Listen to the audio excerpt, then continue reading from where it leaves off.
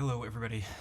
Captain Vol Asamia Koala, Lord of Chaos, Drac, Mordem, hello, Shell, Cello, thank you all for being here. I'm gonna do something kind of random, maybe you could say, but I'll explain why after.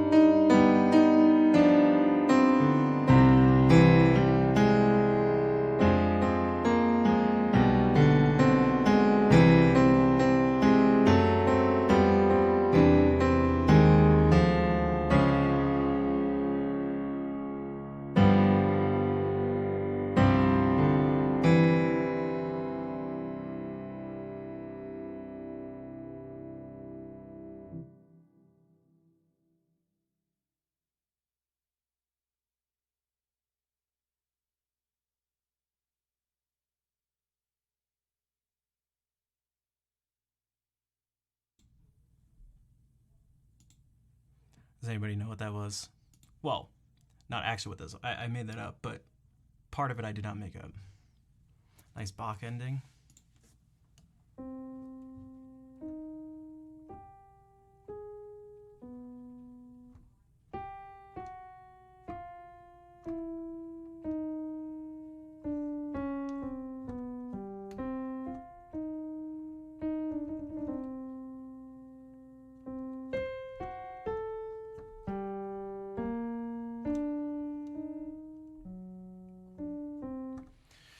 Profiting from what? I mean, that's up to you. That's up to you. It's left. All of these are, again, I've mentioned this before. They're all general. They're all pretty vague, kind of. I mean, mainly because the more specific you are. Well, we've talked about the balance between what happens when you're specific and what happens when you're vague. But I was just curious. It was partly it was partly just hearing things. I had actually thought of the question maybe like a week or so ago when people were talking about Mr. Beast.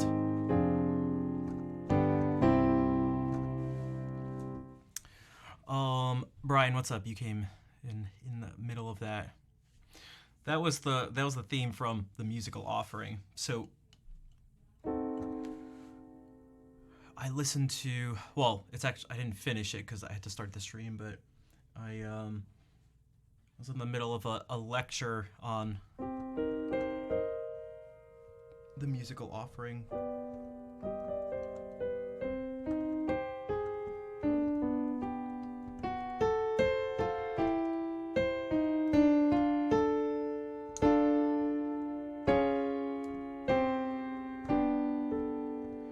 wonder if you can...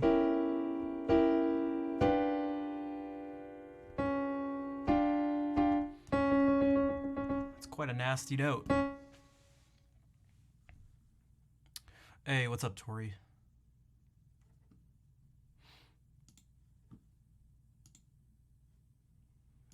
By the way, I'm of the general opinion, if we're just keeping it sort of straightforward,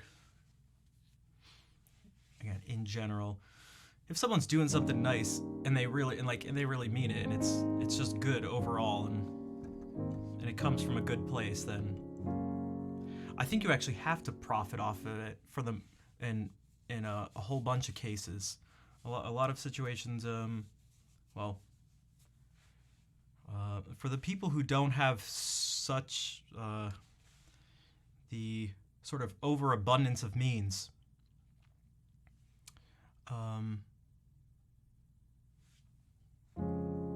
well, I'd mentioned there wasn't really. It was just something. It was just a question. You can almost make up your own context. That's what I mean. So like, I think, or is there some people like who may sort of not even care about the context, and then whatever. That's the other thing. Again, these things aren't very. It's not very serious.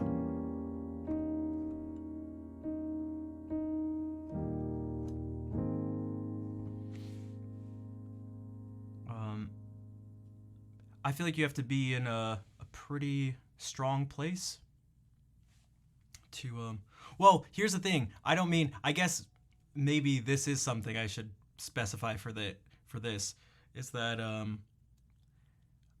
I guess I don't mean technically in terms of non-profit or not. Because like non-profit groups sort of profit, like they take something for themselves because they need to run, right? Like you can't not take anything for yourself. Like, of course, yeah, that is partly what, yeah.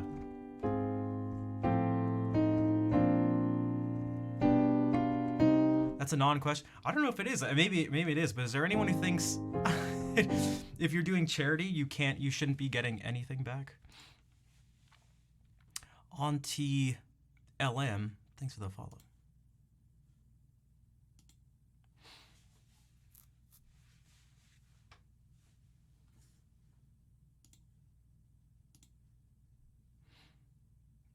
Bonsoir, Arkan. What's up?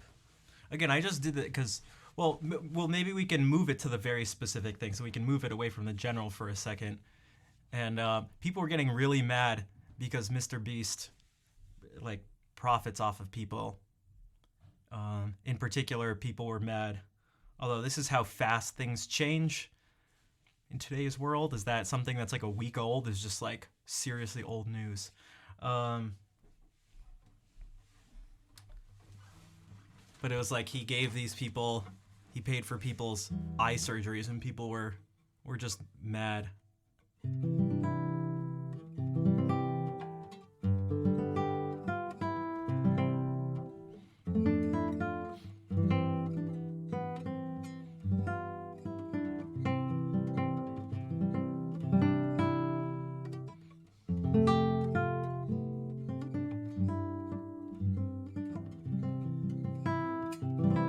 I always think these things are very complicated, but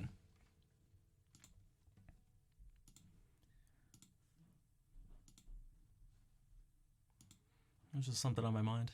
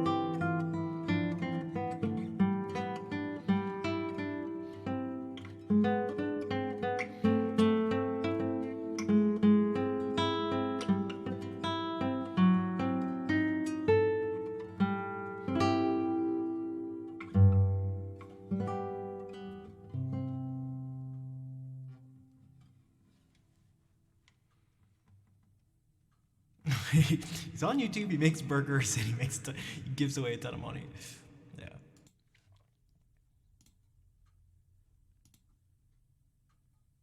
So this lecture I was watching, it was maybe not the best thing to watch. Maybe it was the best thing. Maybe it was neither.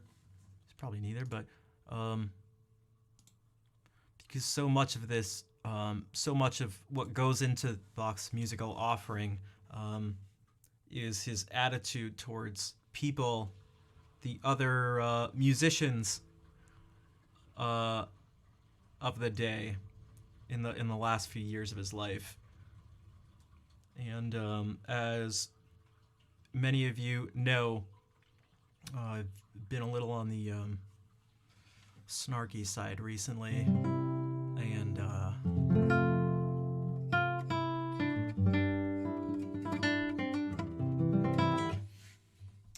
and something about this story resonated with me.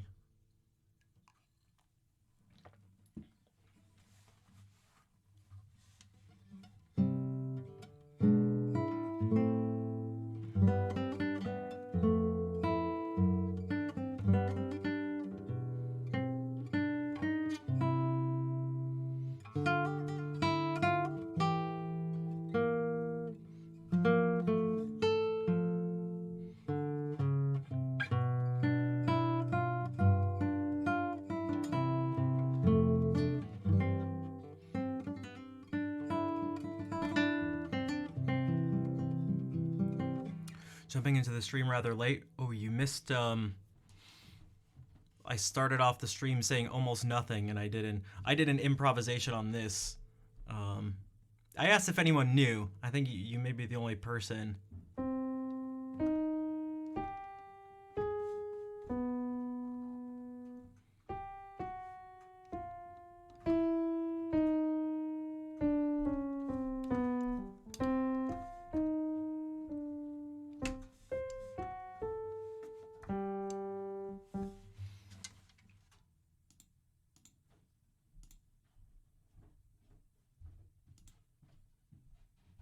King Frederick's theme, yeah. So I was just saying that I was watching this lecture on the musical offering, and it just happened to be talking about some things that had been on my mind.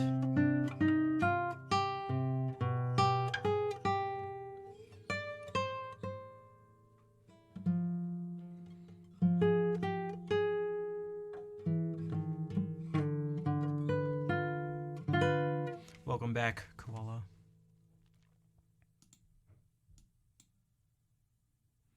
Is there an unlurk? I don't think there is, actually.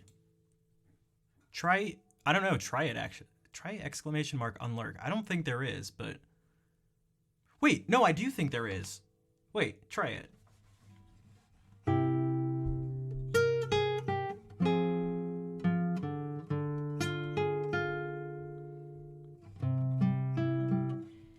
Yeah, okay, Alright, I did... Because it's the opposite...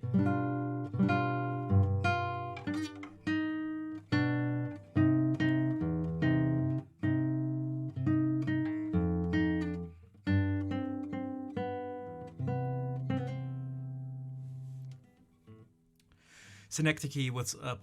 Nice to see you.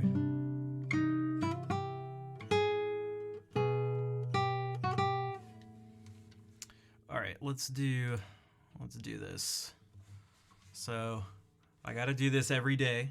Or I gotta do this every stream. I mean, I don't have to, but I have to do this every stream. The pieces I'll be doing for the audition, which is now a little over a week away.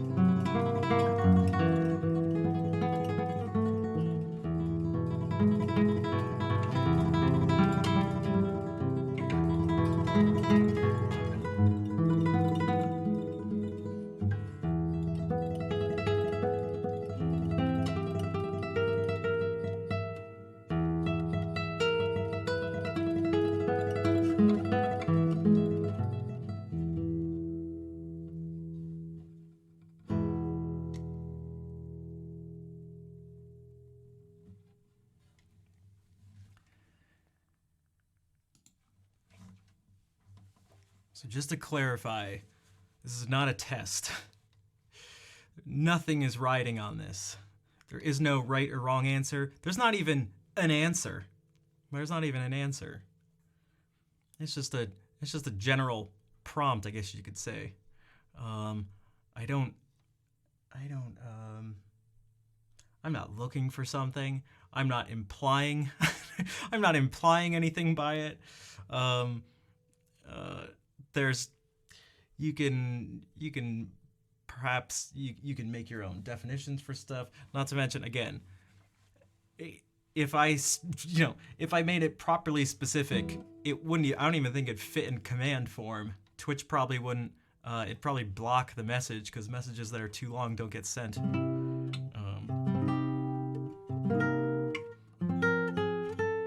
It's just a string of words. It's essentially just a string of words with a question mark at the end.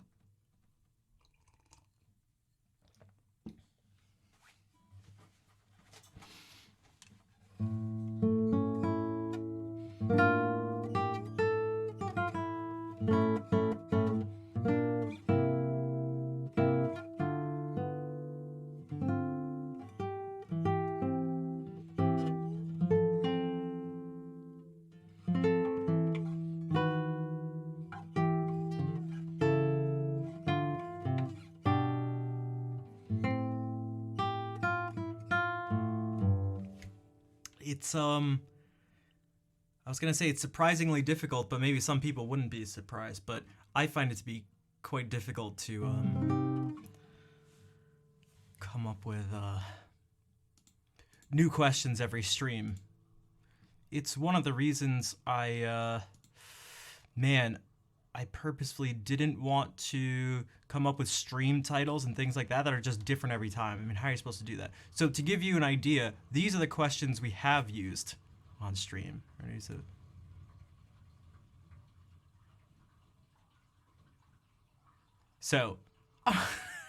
like, I'm trying. It's almost 3 pages of questions. There's only so much I can do. There's only so much I can do.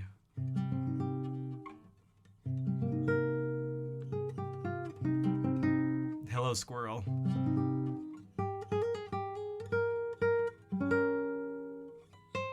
Didn't remember. Yeah, there's a lot. There's a lot. There have been a lot of questions. And only a few have ever been repeated. And I try not to repeat them despite the fact that I think most people... there'll only be a few of you who would have been around to see them more than once, but... Then there's the balance of trying to do it where you don't think you'll create a complete, riot in the stream and have people yelling at each other and want to leave and stuff. But then if it's too superficial, people just don't care at all. So it's like, all you got to do is ask the question has to be concise yet specific, non-confrontational yet exciting, not repetitive, something that interests everyone.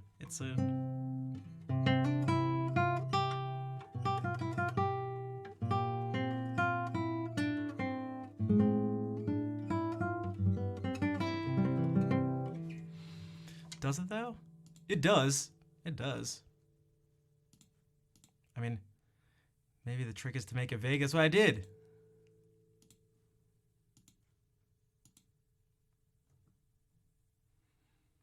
You're getting so much more chat from it. See, that's actually that's.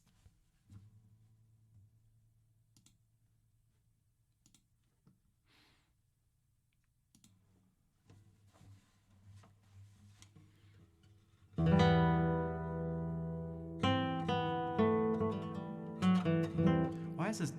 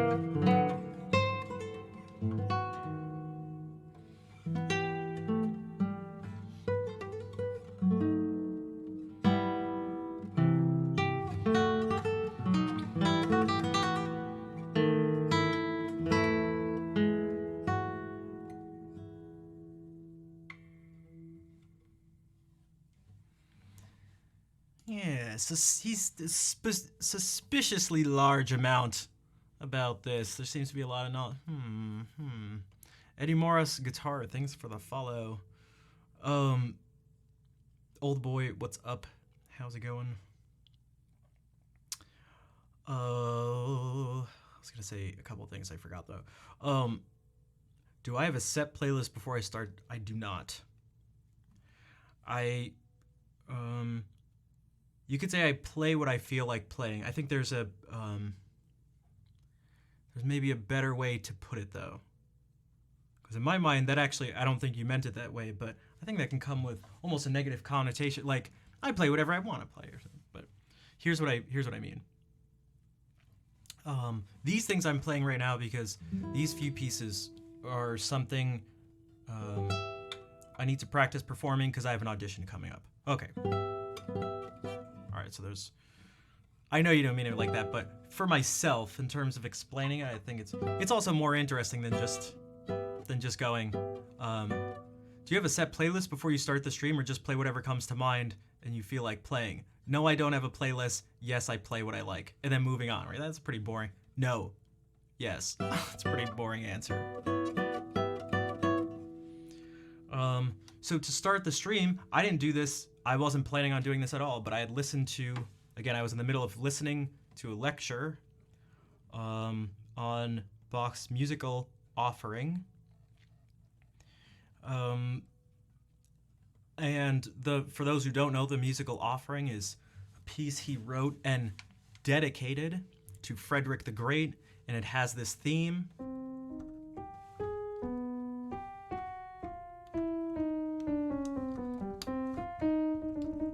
Which I just played really fast, but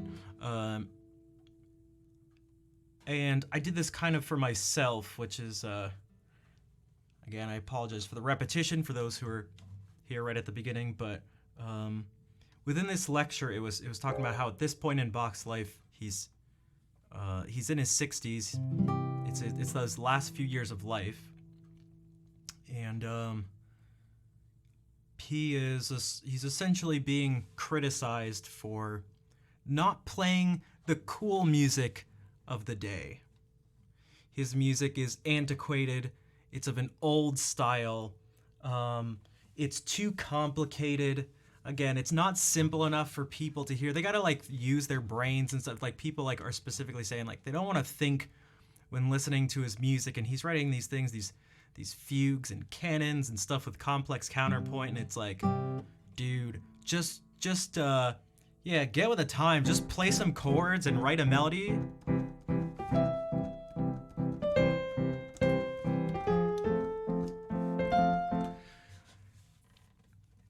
And this is almost like the musical offering is somewhat of the pinnacle of his response to, yeah, which by the way, this like stuffy classical music and complicated stuff was at one point the popular, easy, simple music of the day. So just think about that for a second. And so Bach had a lot of snarky ways to respond to these sorts of things, and I feel like the musical offering is like the pinnacle of a response to someone. He was essentially given a theme to work with basically the sole intention of making him look stupid. Julien, what's up? How are you doing today? Frederick the Great was, I guess, not the nicest person in the world, and gave him this theme and asked him to improvise a 3-voice fugue on it, with the hope that he'd fail, because he heard that Bach was the greatest improviser essentially ever, at least of the day, in particular on the organ. But and so it's sort of like this, oh, well, let's see about old Sebastian over here. And he gives him this thing, and Bach does it with some, improvises with this purposefully difficult theme, and even does it with, again, some snarkiness within the music, where he throws in things, it'd be like, oh man, it'd be like if someone had asked me to do that, and they were like, you know, Rafa, you really like this classical stuff. Do something like that with really cool harmonies and stuff like that, but use these notes.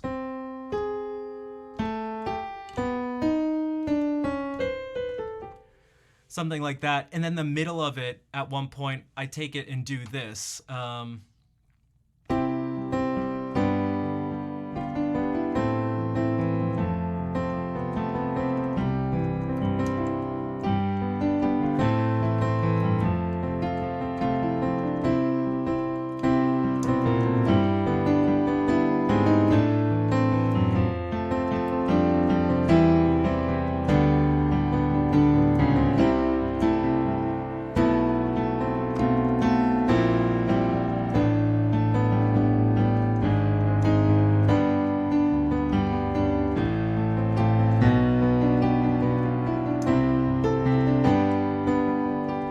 So it's like, this is the thing you guys are, you know, to Bach, it's like, stop doing this.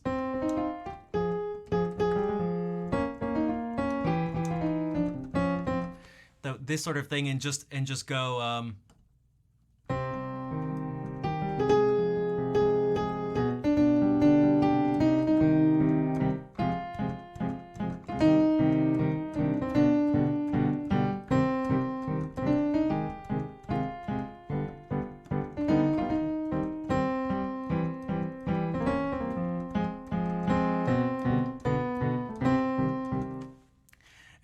like, it's not that specifically, but he's like, okay, I'll do that, and I'll do that in a crazy way, using this, even though you didn't ask me to do that, but just to show that I can do it, and I can do it better than you.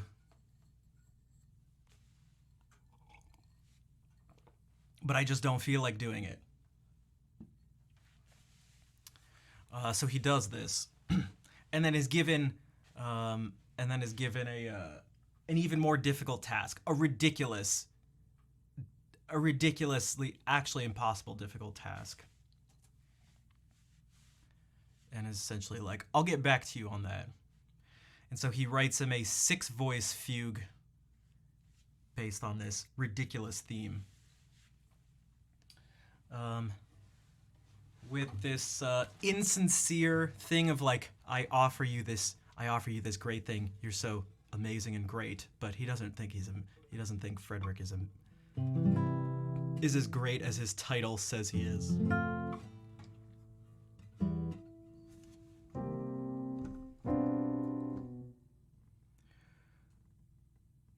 But yeah, he's someone part of a letter about him was read too, and I really liked it because it was from his wife to one of their sons, and she calls him Sebastian because of course she would, right? You don't call people.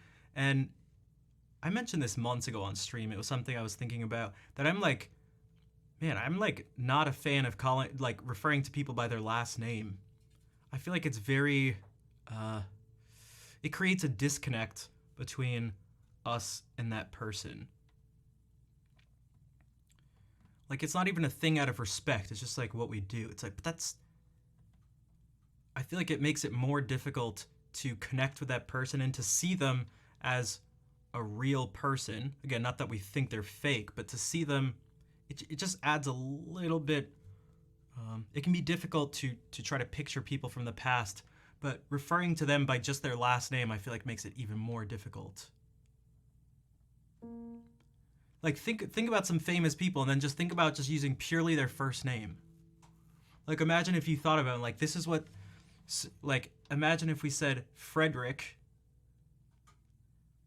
asked Sebastian to come, and Sebastian plays this melody for him.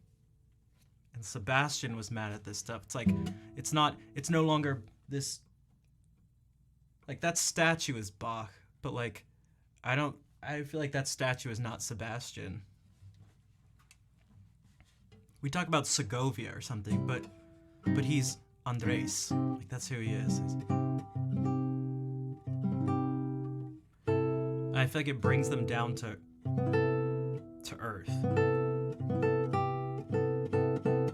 Imagine if we called you, so this isn't why Captain means it, but a Newton's cradle, but it's like, what if you refer to him as just Isaac? Just Isaac. He was a dude named Isaac.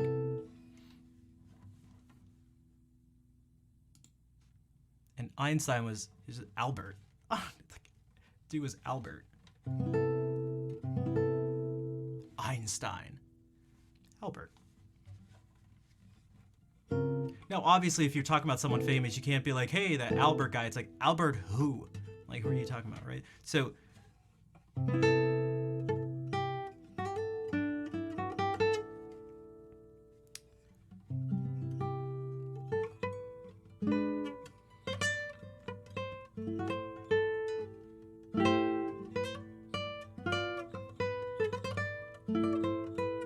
oh, I guess you'd have to know if it was really their nickname.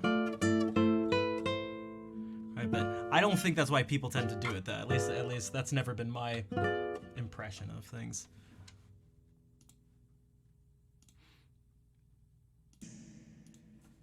Okay, so speaking of Bach, I just played a Sarabande of his.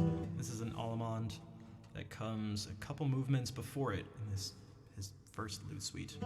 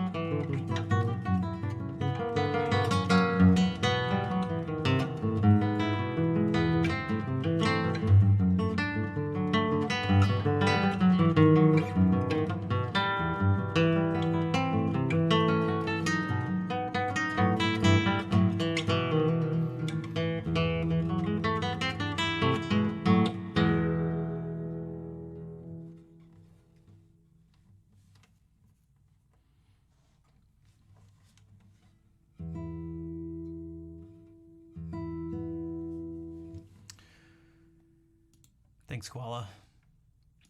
But yeah, so that improvisation at the beginning of the stream was a sort of simultaneous, just little nod to old Sebastian over there. It was also in my head because I literally just heard it. I literally paused the lecture and then clicked on the source to have the stream come up. Like, the stream was actually going for minutes while I was still listening to it, while the starting soon screen was going. And then the third one was just sort of my own, it was my own sort of cheeky thing to sort of express how I've been feeling recently, where there's like a similar sentiment of like, stop playing. I mean, look at this thing. Why am I holding this like this? Like, what am I doing?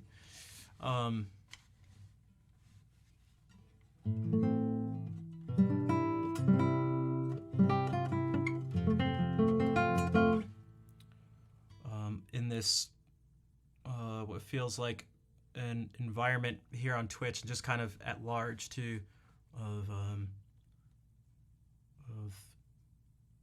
this feeling of like, stop playing this music, sort of not get over it, but kind of get over it, play what we want to hear, stop playing this stuff, it's complicated and no one wants to hear it, and it's boring and old and dumb and poopy.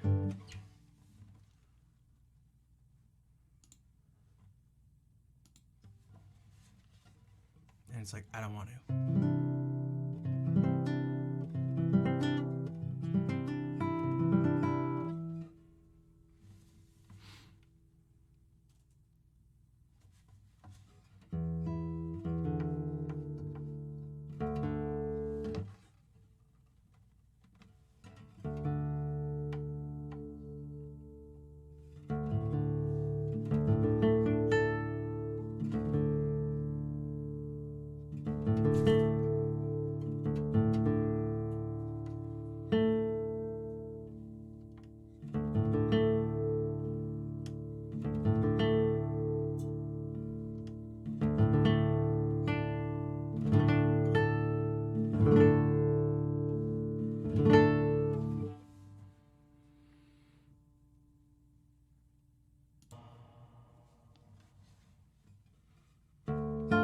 This is gonna go to 2.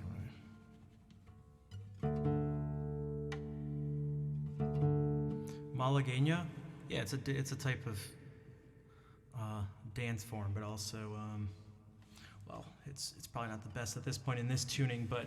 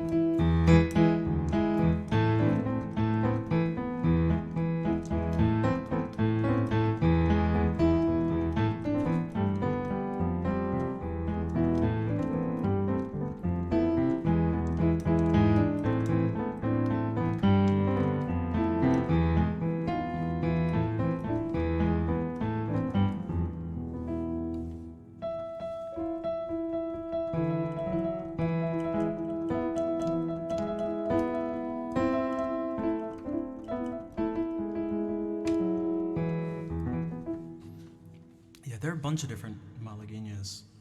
I've heard that actually even this part of Asturias is a malagueña.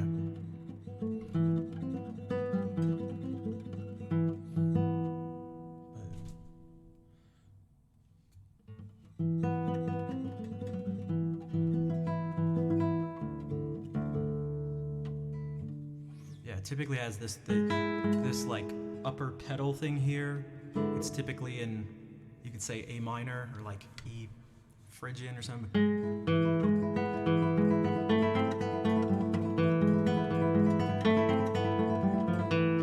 It typically starts with that and then has some other thing that happens after.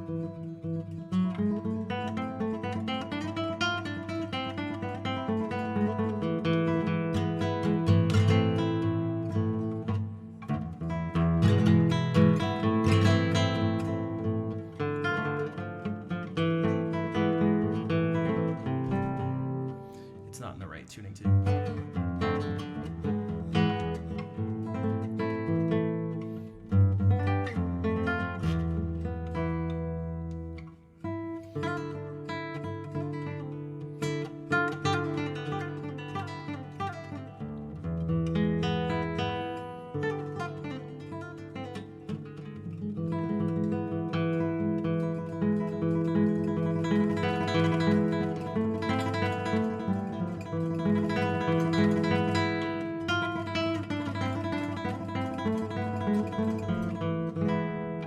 Because it makes it more difficult to use the again, flamenco is something that's it's deeply connected with this instrument in the sense of like the physicality of the instrument, and the instrument in standard tuning, not this. I'd have it tuned out to do this note's changed, and with this specifically, you'd want it to be more like this. You can go.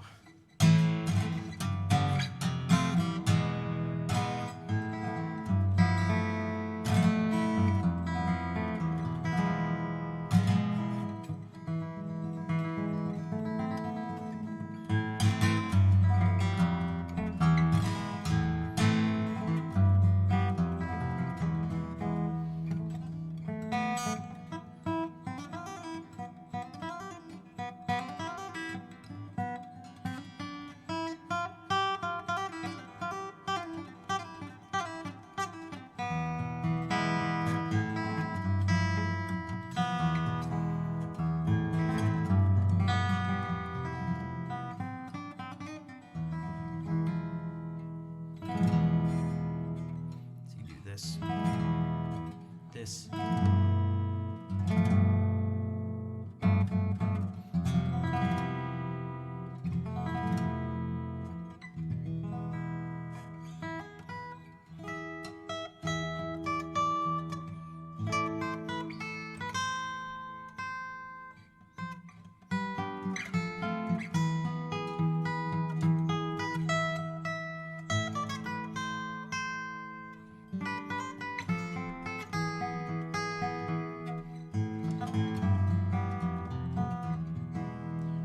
Cheap Asian.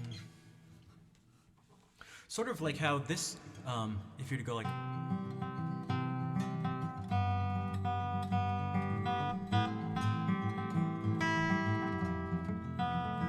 Or maybe even better, like.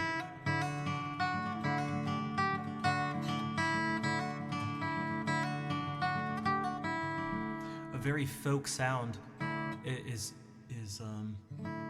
part of what makes it what it is it's built on the fact that it's being driven by people with doing this stuff on guitars. So the shapes of these chords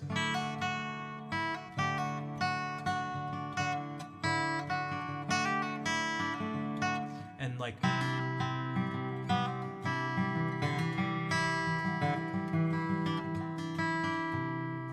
being able to just lift up and put down your fingers.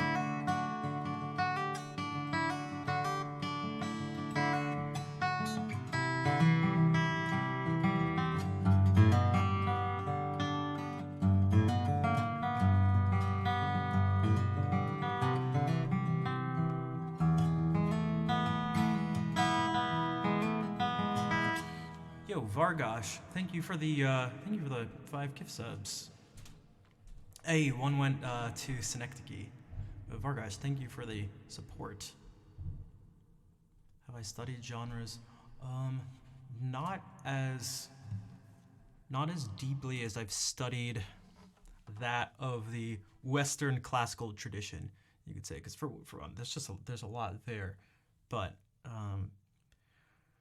I have. It also depends on what you mean by studying. So I think you can do a lot if you have sort of an open ear and mind and you're curious.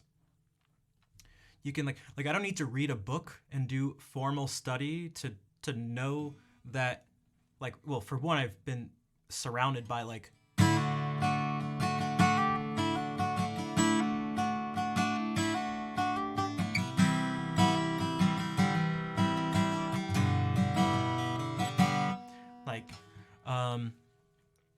and to know the connection between, like, I don't need to read in a book that folk music, like American folk music, and like what's led to a lot of the popular stuff, is built around this instrument and people playing it in this tuning and focusing on in a huge amount these open chords. And so, like, you can just use your ear.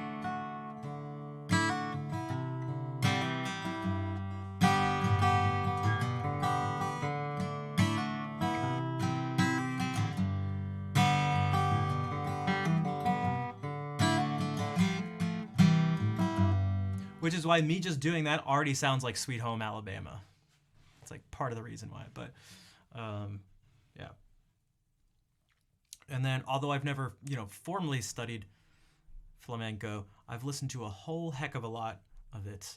And so a lot of that sound is in my ears. Whether it's this or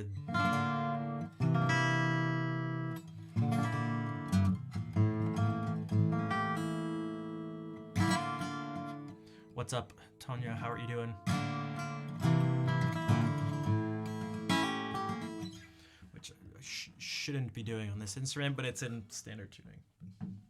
Also this, which I've mentioned before.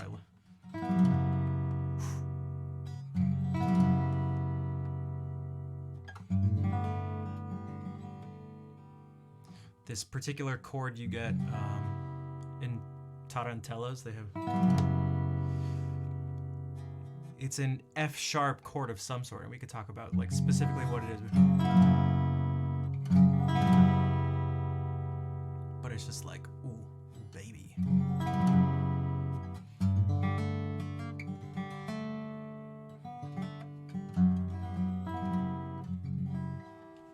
And it's different from this one. And it's different from this one. Even though they're all dominant chords in these senses. Trying to think of some other ones. Oh, also this too.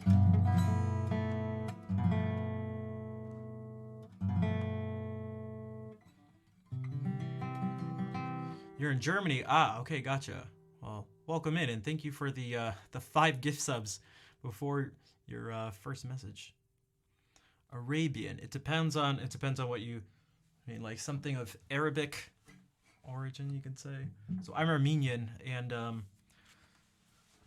I've been surrounded by sounds and music that I think a lot of people would describe as maybe Arabian or Arabic or Middle Eastern. Like if I were to do this sound is for sure in my ear and in my blood.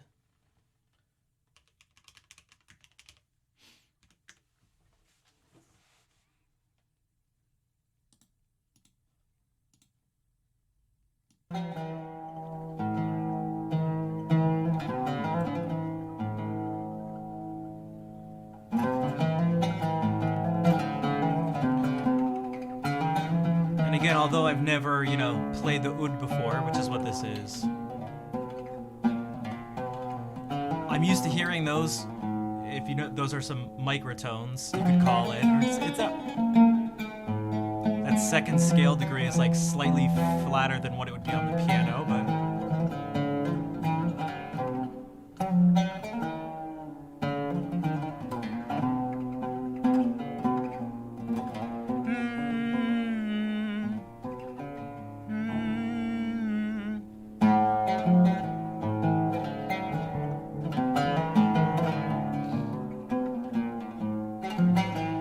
okay, yeah. So you know as well, yeah.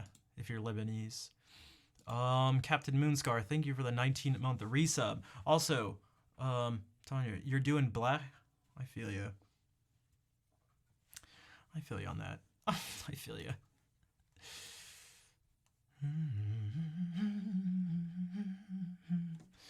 The dono goal to break out the duduk. Oh man, I haven't played it in a while. I should though. Again, I just got. There's too many things.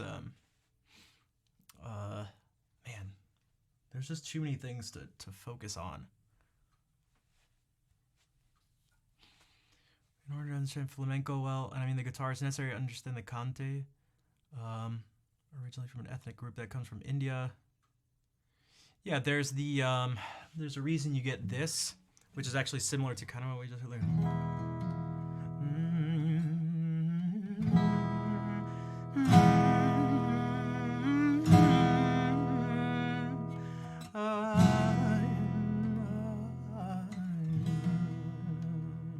Awesome.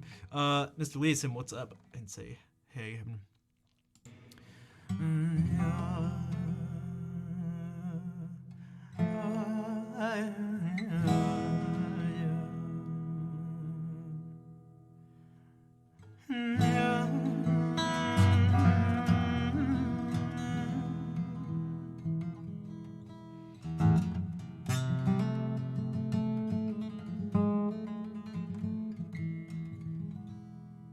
I mean, think about this interval.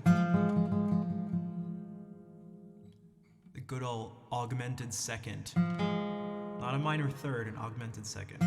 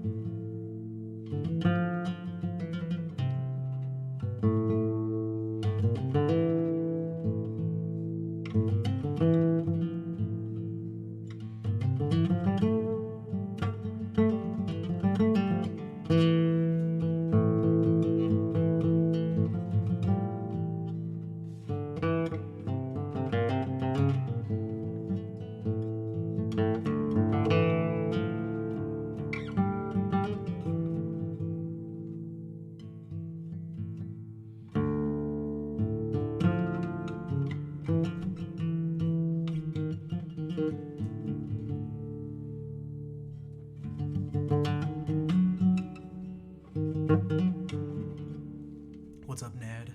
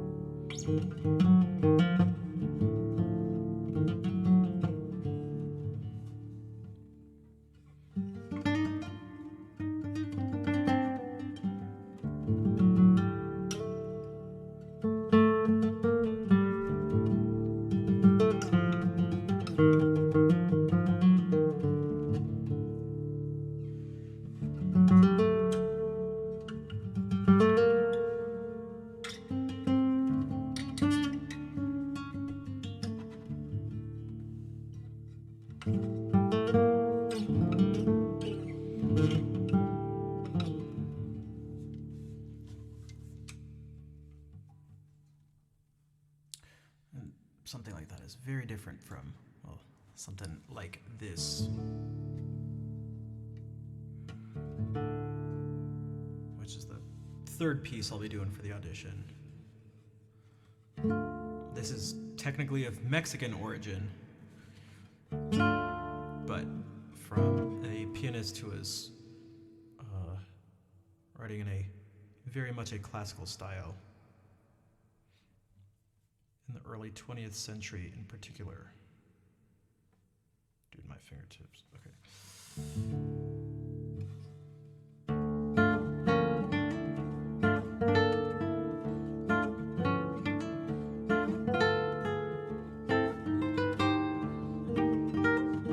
Oh no, this is the new thing. I wanted to do this. Although I'm a little scared to change fingerings a week away from.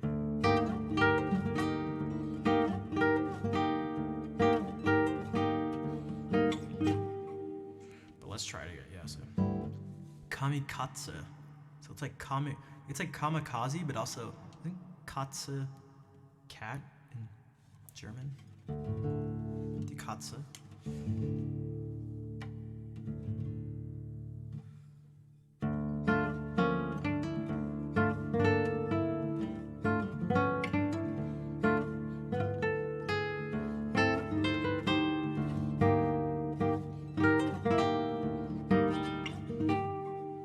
Let's try it again because I want to. Oh no.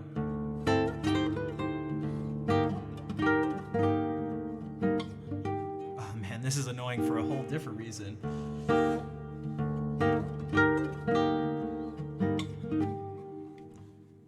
It's cat in German? Okay, gotcha. Kamikaze, welcome in.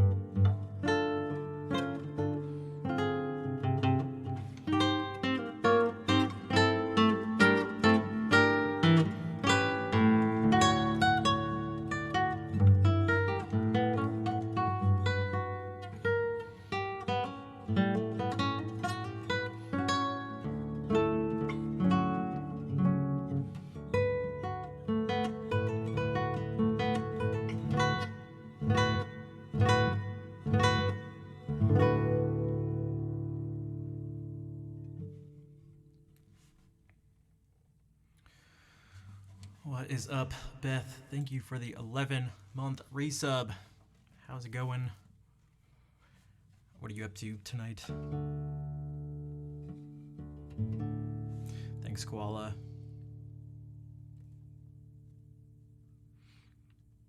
Mr. Leeson. Yeah, it's still... Man, this thing's still sketchy. Thanks, Asamia.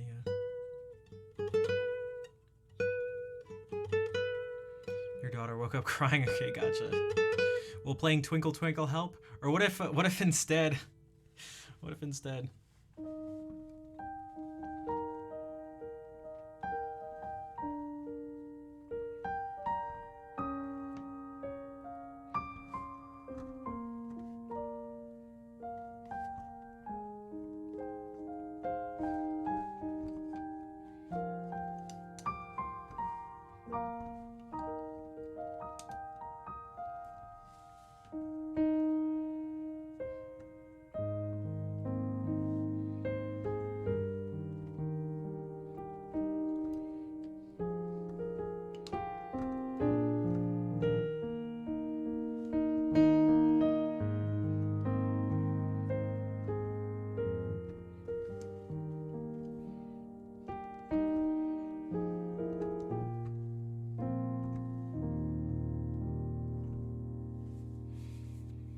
Playing some Stardew Valley and wearing suspenders. I like how wearing suspenders is part of it too.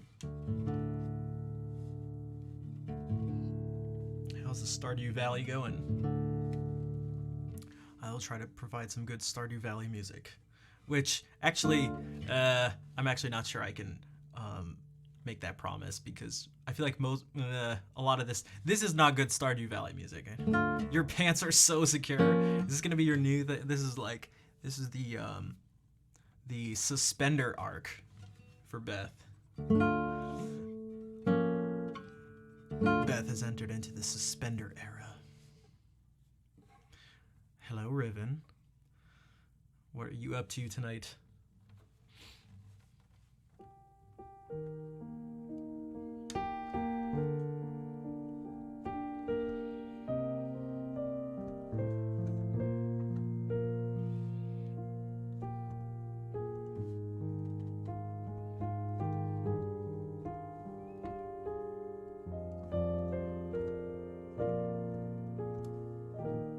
Just woke up an hour ago. Good morning. Good morning.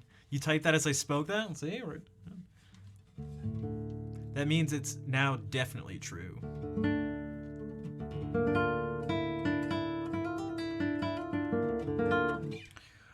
Okay, so a few things here. This new thing I added, which I think it'll be better. I can get this down into muscle memory. Unless I can override the muscle memory in a week. That shouldn't be difficult. So that's... Alright.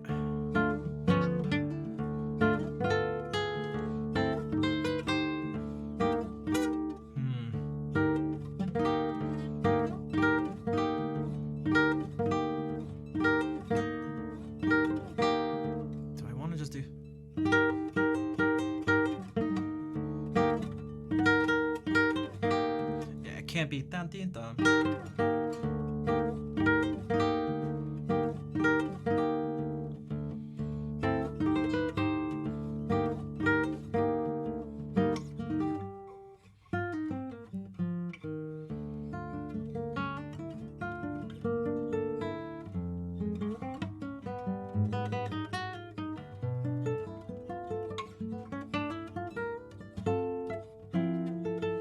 It's tough because all of these things at this point are like, so many of them are they're just issues of focus.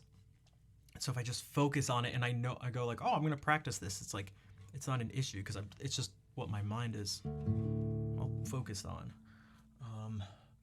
Like what were some of the other ones? Let's just speed through some.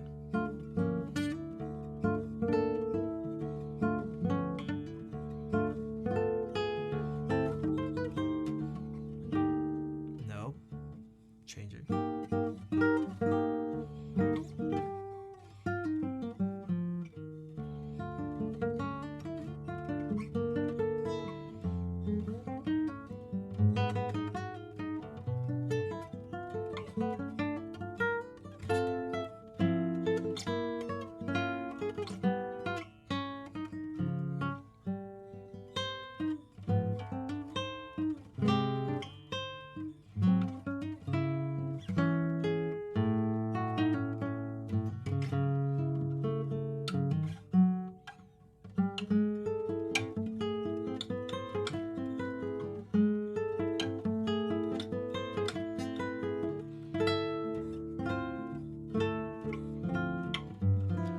That's all that.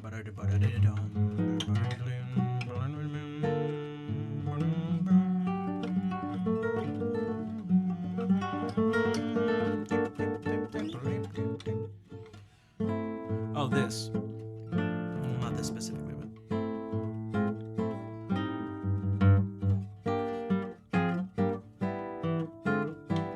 This. And this.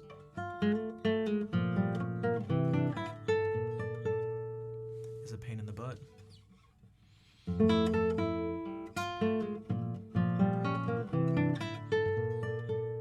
I need to think about this A.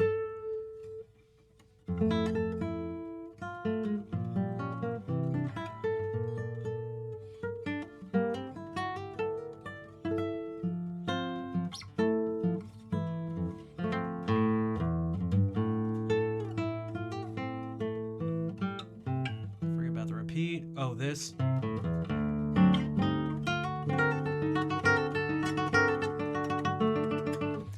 But because I was focused on it, there was no issue.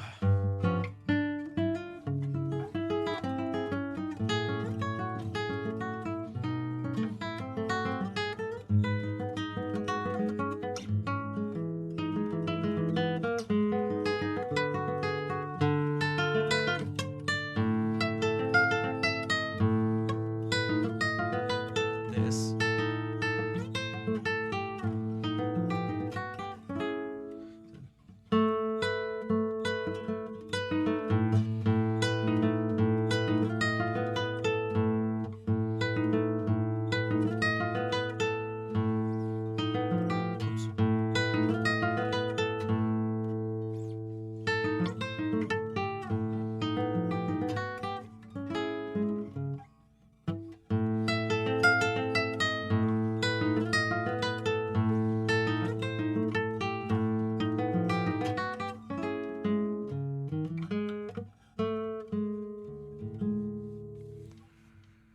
talk past each other at some points. Well, I didn't see any name calling, so I let the whole thing go. This has actually been going on. I'm not even kidding. They've actually been doing this for literally over an hour, but hey. There's no name calling or anything, so I'll allow it. Fight on.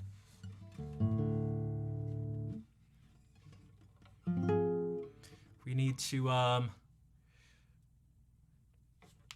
now this may just not be the place, but I don't know where else to do it really, but I think there should be a destigmatization, if you could use that term there, of disagreeing, maybe, and an encouragement of respect, particularly when disagreeing, if that makes sense. You are welcome, Koala. Thanks for being here and for listening and for the claps.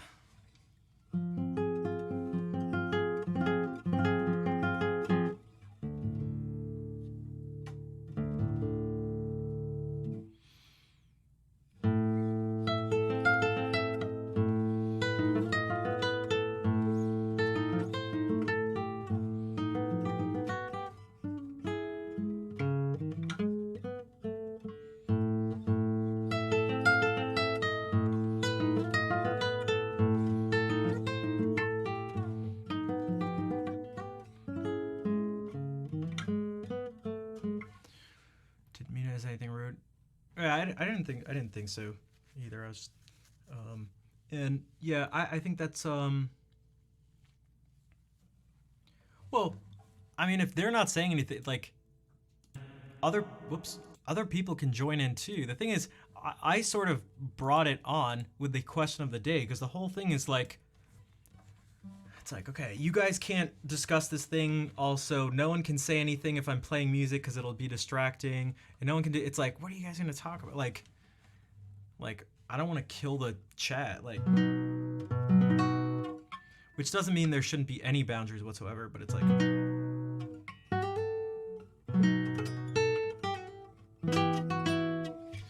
like it's I've been struggling so much recently with like, you know, just like the stream and the chat just being super dead. It's like if I have to choose between just a dead chat and two people, I don't know, talking about something in a civilized way, then why wouldn't I? What's up, Colorado? Thanks. How are you doing?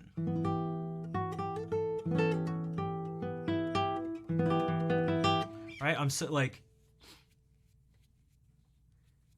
it's not very, it takes a lot away from me, like it takes a lot of energy out of me, as many of you know, and it's like, man, especially recently, there's like, it's more and more common for me to see here, like literally more than 10 minutes or so, sometimes up to 15 minutes where no one says anything, and I just like literally 0 minutes, like, woo. If only people were arguing about charity and profit. The legend has arrived. Jay, what is up? Thanks for giving a sub to Old Mortem.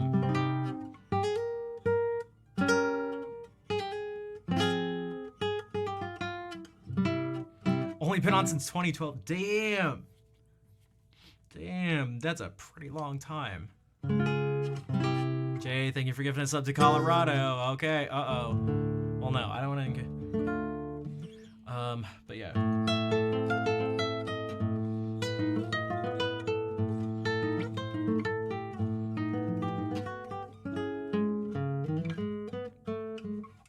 Whose emote is this?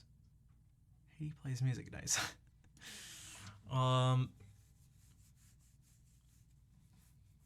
That's another issue. Is like the music I play too also isn't like spam crazy emotes. Like it doesn't, right? This isn't a drum stream where that's like typical. It's like spam 50 cool lit emotes.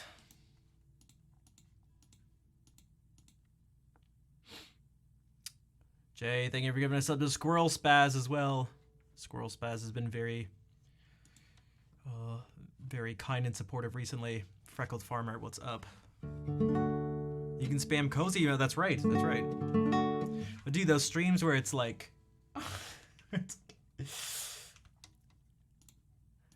curse lit like a million times, like,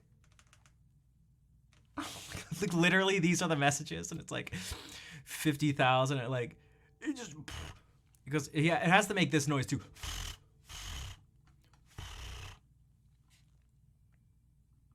Or like, hold on. Oh no, there are like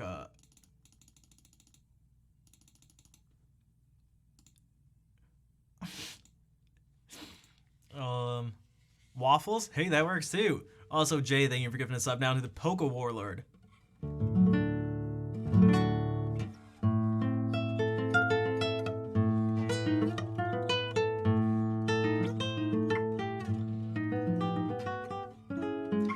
This is the issue when things revolve around a lack of focus, and this is why it's so important to realize what the issue is with the mistakes you're having, kind of just in life actually, but as all these music things relate to life in general. But when you're playing, because this isn't a physical issue, I just need to think about what I'm doing. So also Kazi, thank you for the 25-month resub and the woo to go along with it.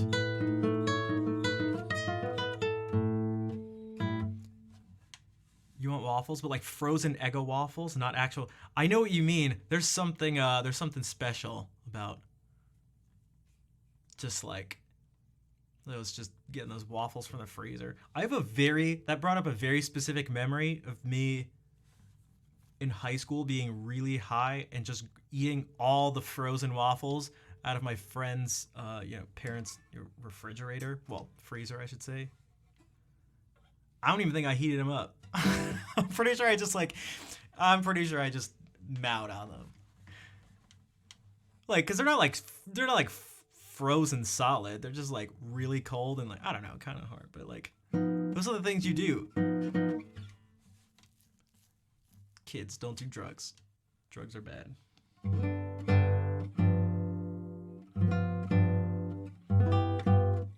Which also then reminded me of a friend of mine who's out of his mind, in a similar state, but doing it with there was like industrial sized red pepper flakes, and we had this was in college now, and it was like super late night, under the influence of a lot of different things, and he took the top out. He was just eating red pepper flakes. He's like, oh. Dude, you're a maniac. While another friend is just eating mustard and ketchup. He would make his condiment sandwiches. Rally B, what's up? How's it going? You guys ever had a condiment sandwich? No? Did you not go to college, or I'm just not sure I understand here? You ever put ketchup and mustard on bread and slap it?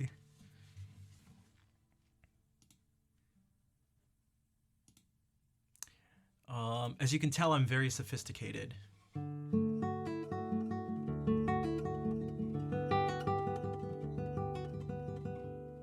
Right after I ate all those frozen waffles, I went and I played this right after.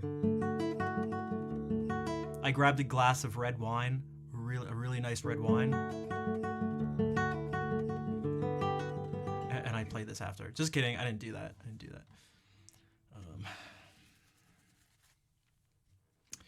Also,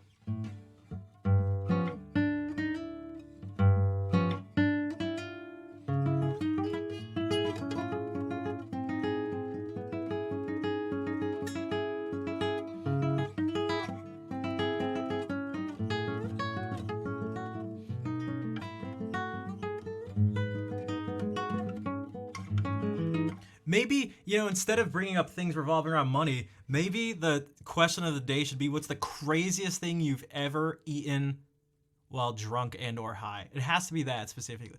If you just ate some crazy stuff and it wasn't that way, fine, but I feel like it's better that way.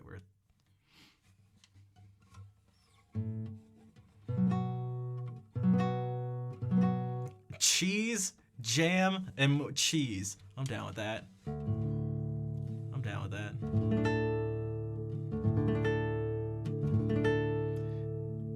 Beer and Frosted Flakes. Yeah, but have you ever had Bud Ranch? Bud Light and Ranch?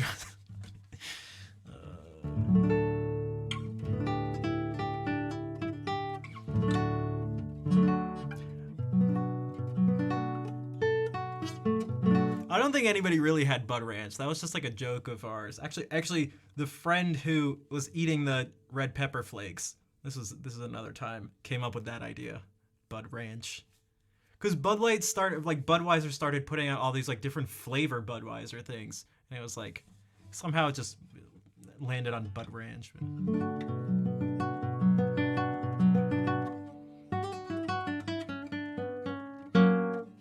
Remember, guys, don't be fooled. Don't be fooled by the appearance. Don't be fooled.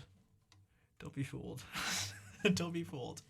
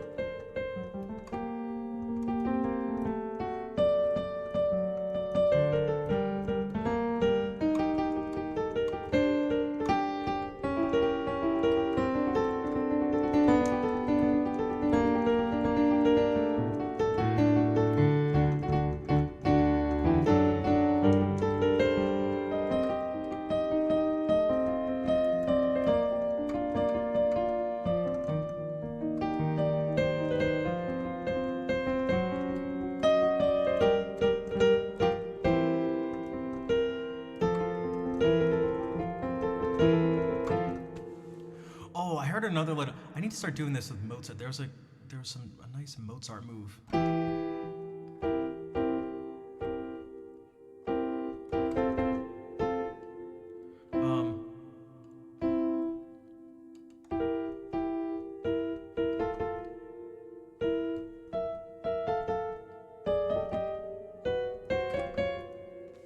That.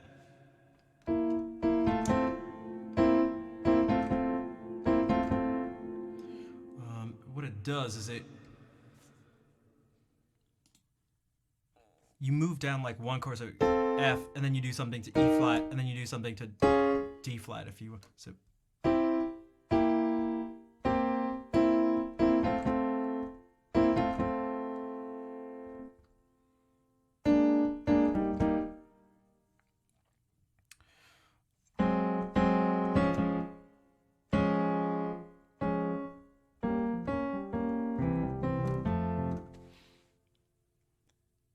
A dry, uncooked square of ramen into a jar of peanut butter. I mean, that's the thing. At that point, it's like anything. It just has to be edible. You know what? It doesn't even have to be edible. It doesn't even have to be edible. Now that I think about it, it's just you just have to be able to ingest it without any immediate medical, you know, complications, and boom.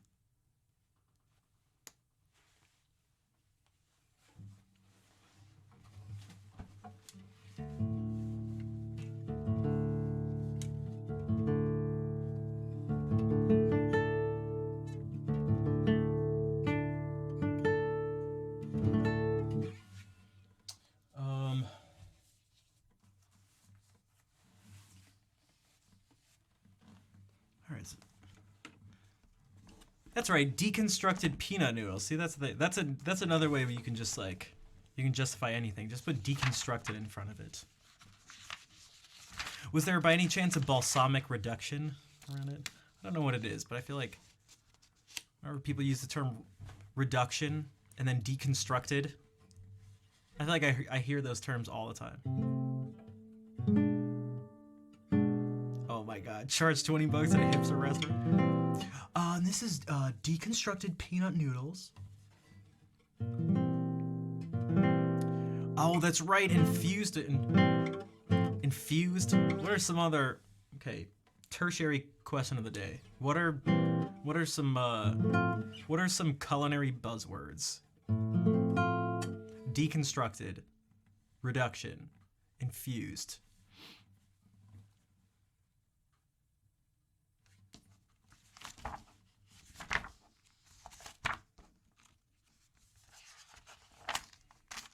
Lightly roasted. I'm trying to think. Compote.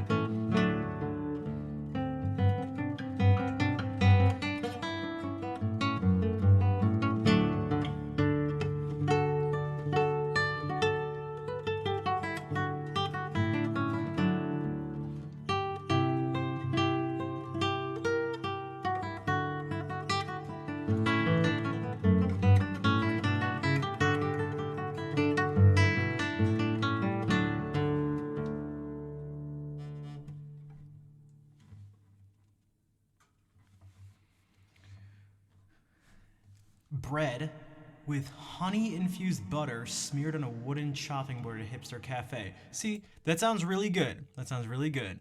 I would love that right now. But the thing is, how much was it? There's nothing wrong with that, but I'm going to guess that there's something wrong with the price.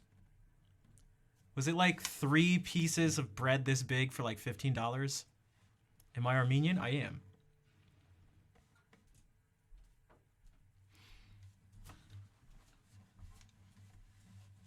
And thanks for the claps. That was My Lady Hunstan's Allemande, but I was really distracted trying to think about more culinary buzzwords. But I can't really... Something like that. And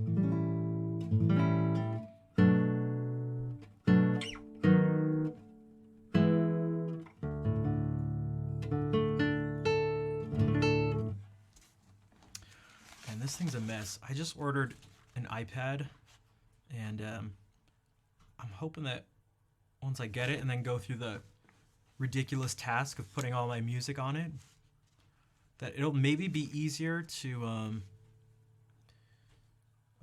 well, be able to go through some music I don't play, because sometimes it can just be like, there's something about, like, I don't know, the physical place of the actual pages and music, like, I don't know, I'm wondering if it'll change how I approach playing some stuff, or selecting what to play, I should say.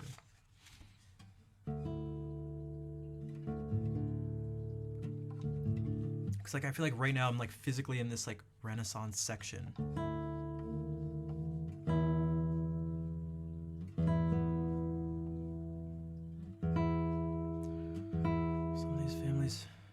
To Egypt. An event made them flee.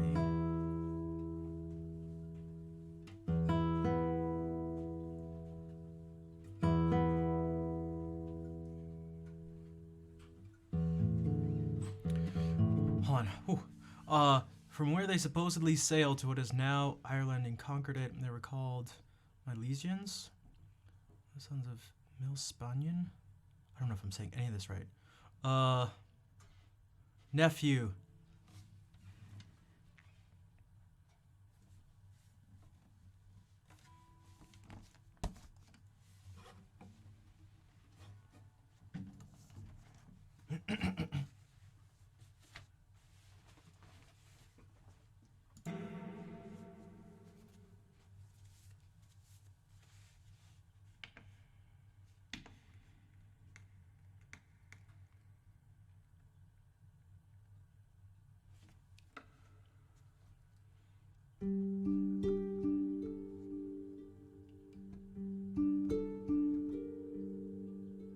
Where I am, we have a legend that says that my people come from the same geographical area as yours.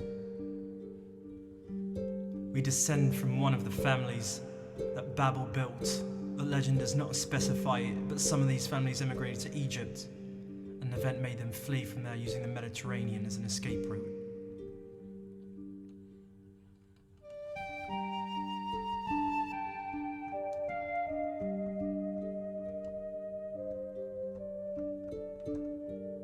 From where they supposedly sailed to what is now Ireland and conquered it, they were called the Milesians, son of Milspanian, nephew of Brogan.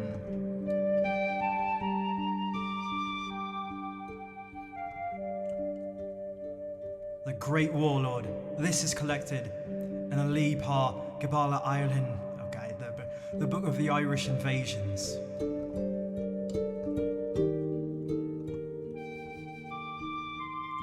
All of this was legend until DNA studies advanced. R1B1, Y-DNA haplogroup, a Celtic type.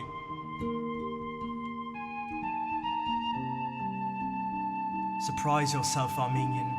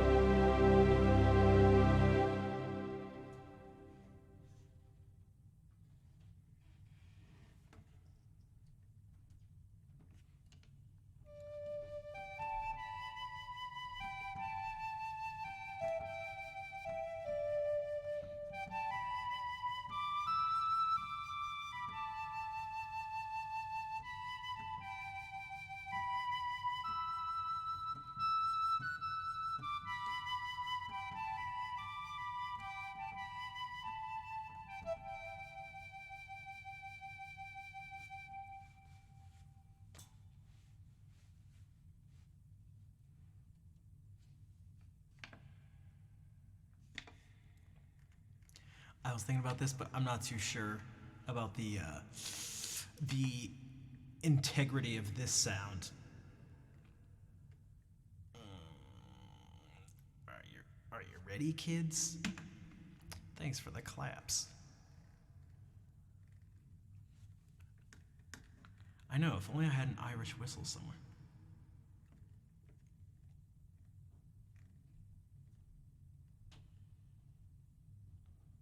Dude, where is it? Is it not under this section? There's no bagpipe section, by the way. I thought it was under organs.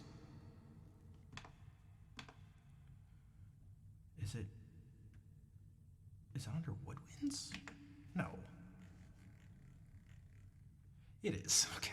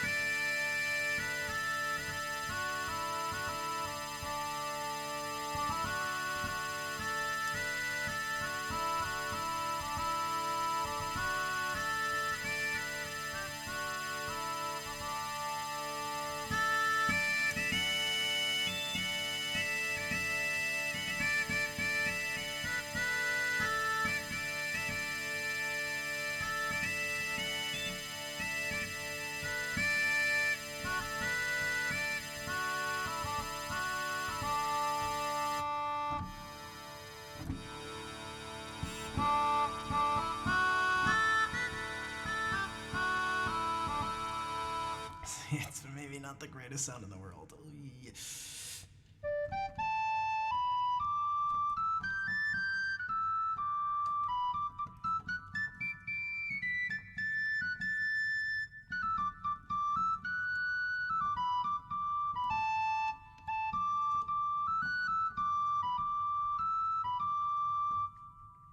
Although, isn't there one that's like... Except now, well, no, this is different.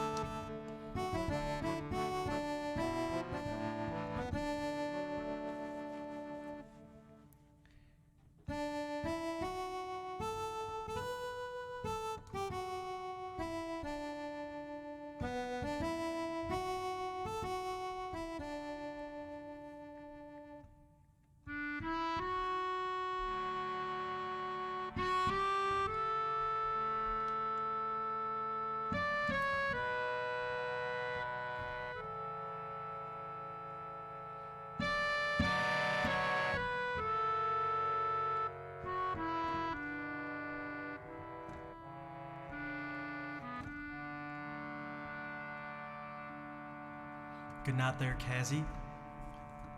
You take care now.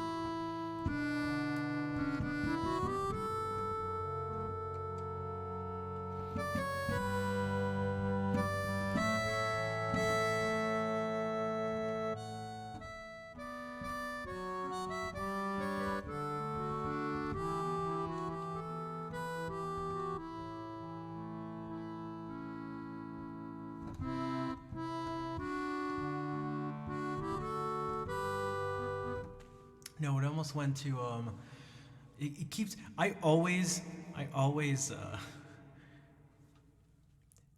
these two just sound way too similar. It's Homeward Bound in this, so it's a Homeward Bound.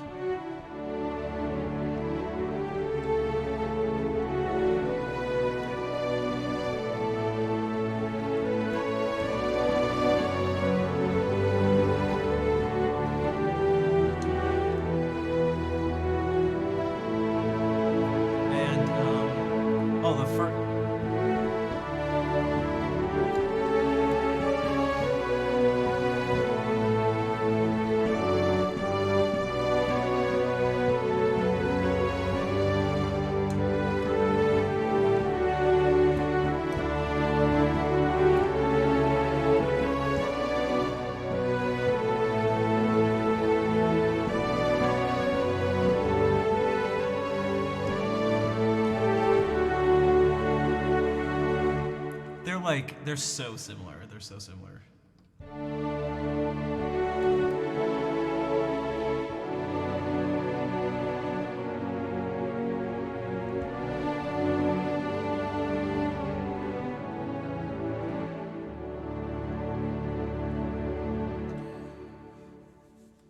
Hello, Miss Sugarbeet.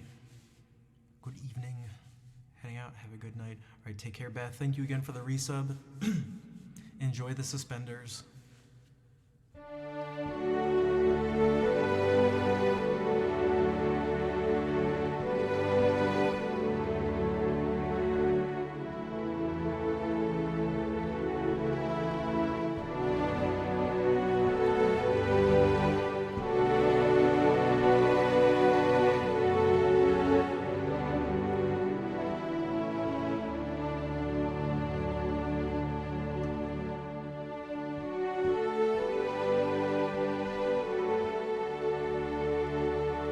Even they all lead back to the same place. It always goes back to Apollo 13.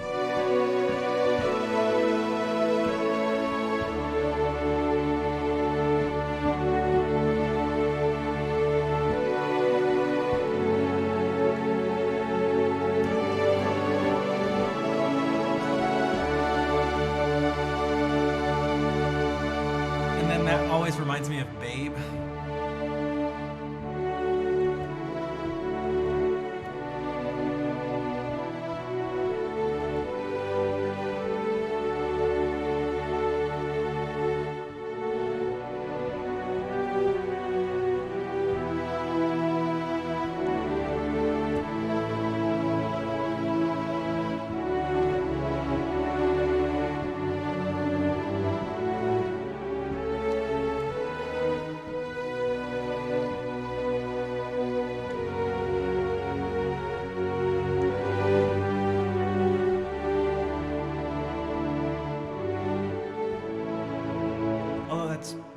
It's not from Babe, but it's in Babe.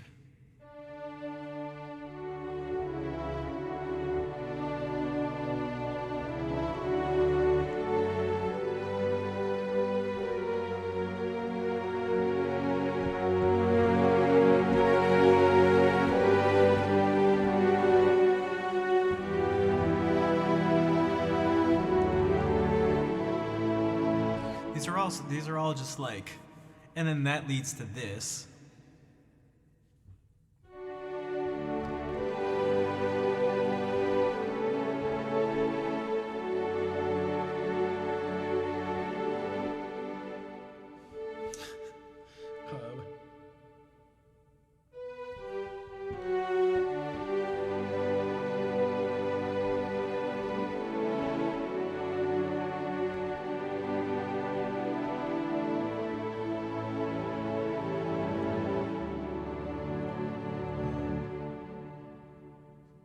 Wait, this happened last time too.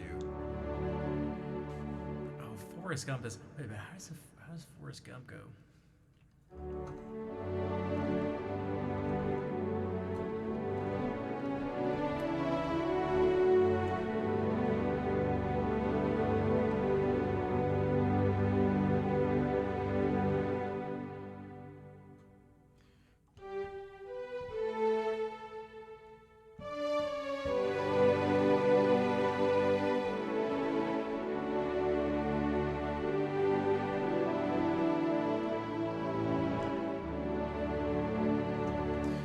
Things with like nice harmonic movement and voice leading.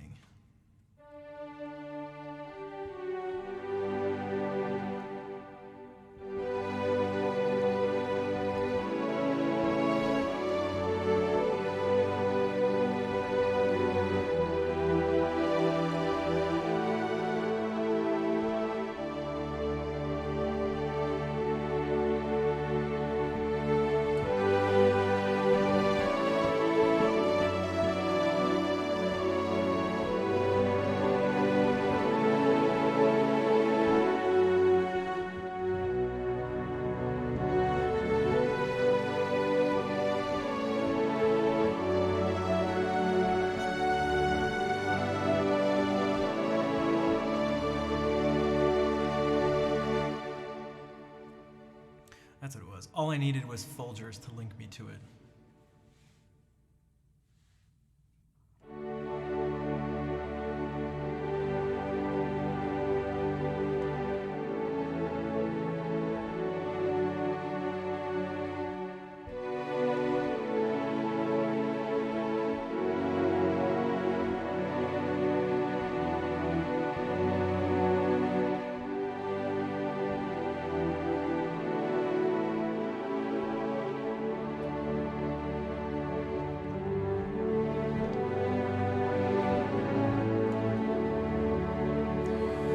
What's up, Hooper?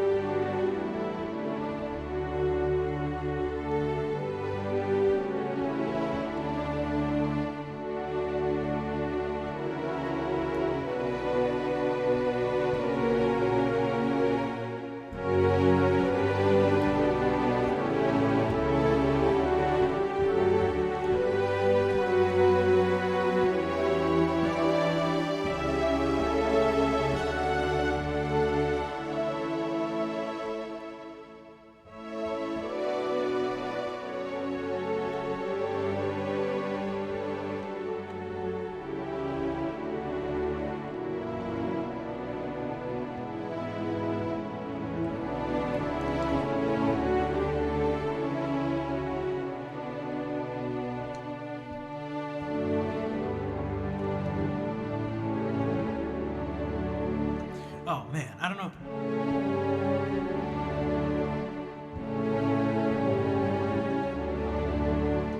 There's just I'm just a sucker for it. I definitely can't compete with the. I'm sure I can't compete with the coffee girls.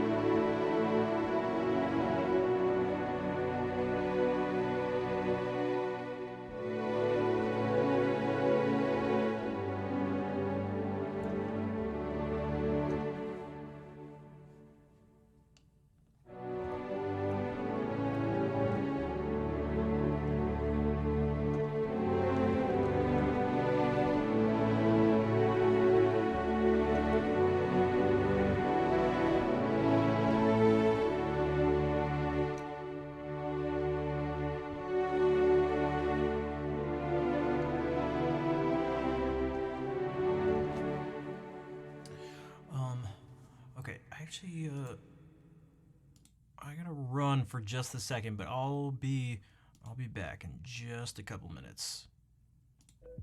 Just a couple minutes.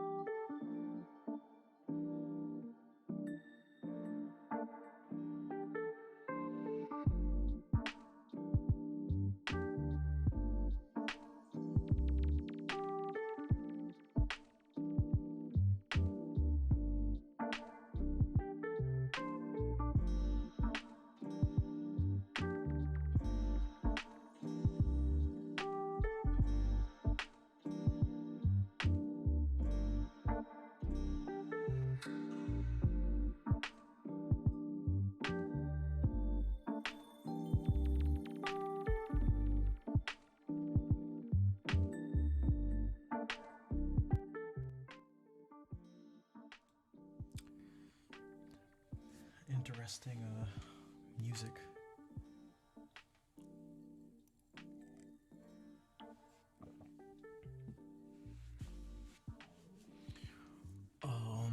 Let's see.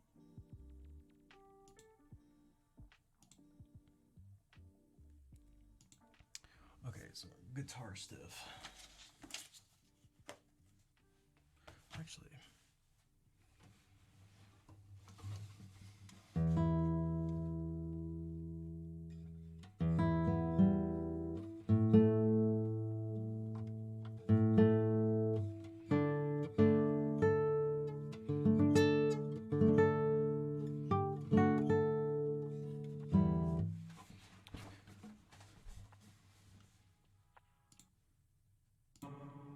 man, there's so much stuff I haven't been playing as much of.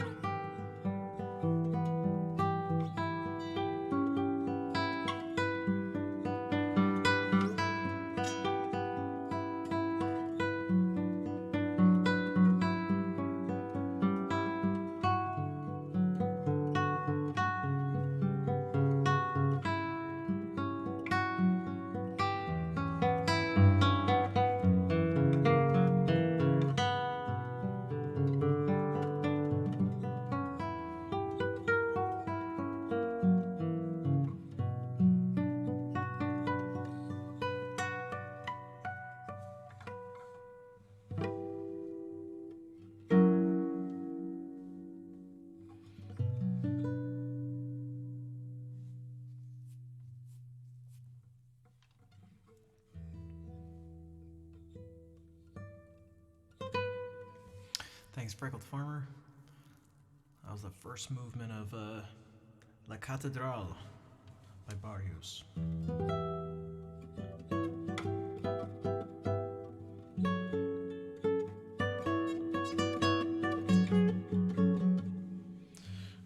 Other things I haven't been playing. Something that I wrote. Dude, last time I played it, I couldn't even remember. Hey, what's up, Lemur? Thanks for the collapse. How's it going tonight?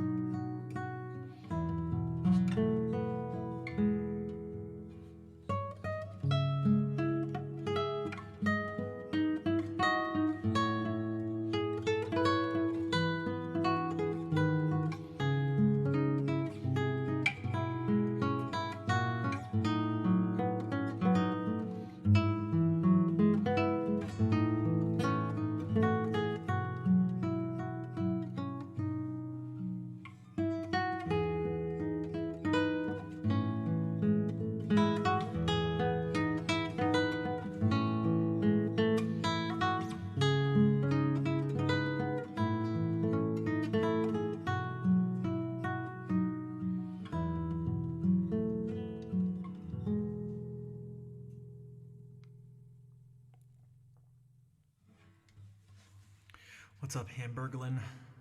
Flamenco's your favorite style? Unfortunately, I don't really do like flamenco specifically, but I guess this type of guitar can give that sort of sound. Thanks, Freckled Farmer. Yeah, I forgot. Man, I forgot parts of it. Also.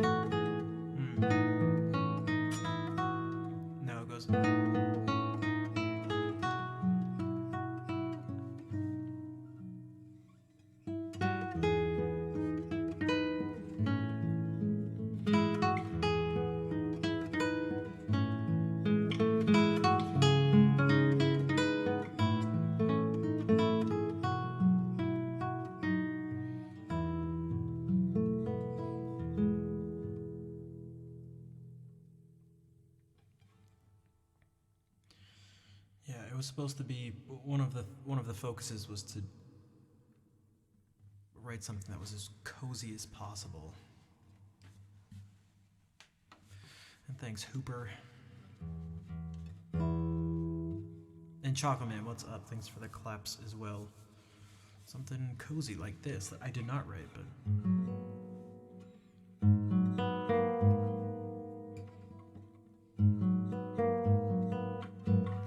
that's the only thing for guitar that I've written that's like, I formally sort of set down as like, this is the piece of music. But I was talking to someone about this the other day. I've put out at this point like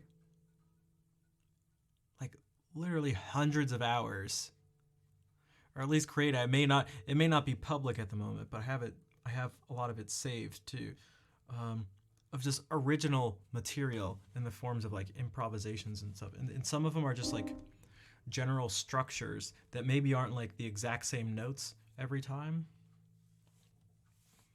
but a lot of them can be very similar. There was like this thing for the piano.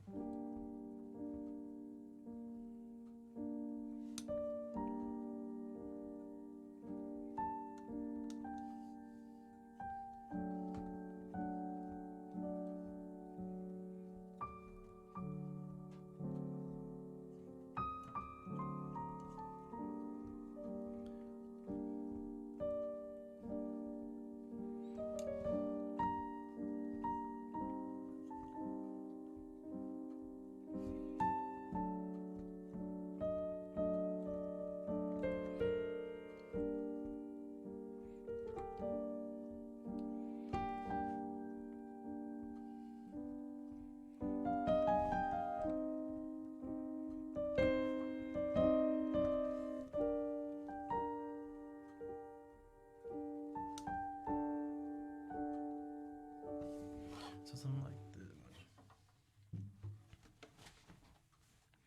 And this is supposed to be very I don't think cozy is the best word for this. This is pretty this was meant to be pretty depressing, to be totally honest.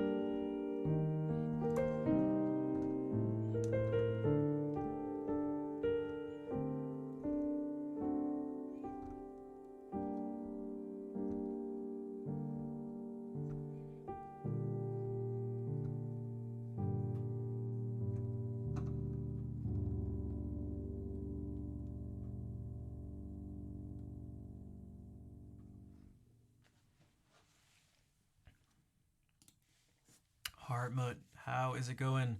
Good morning. Thank you for the 8-month resub. And speaking of resubs, Ranswag, what's up? Finally, how have you been? Thank you for the 6-month resub as well. I appreciate the support. Great news. Oh. Wife pregnant again? Congratulations.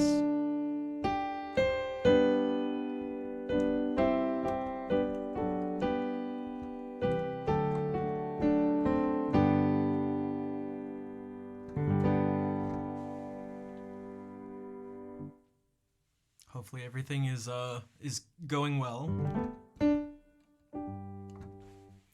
Also, I think it's gotta be such a bit, man. I try to think about it sometimes because I'm not even anywhere close to having a child. I'm like a single dude. So it's like so far. It's gotta be so crazy, but I can't even begin to think about it. Actually, I try to, but it's just like it's just so far away. Also, what's my favorite note? I don't have a note. I do have a favorite scale degree, and it's what I give for my answer whenever people ask for like a favorite chord or something. And that's the flat 6th scale degree. So actually, you heard it here.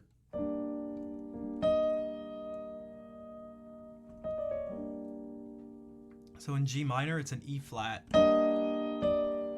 It has so much, oh man, it has so much, like character to it.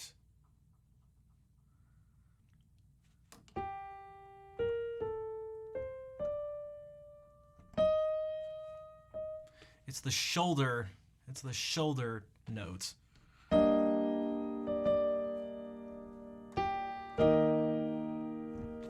And that chord is based off of.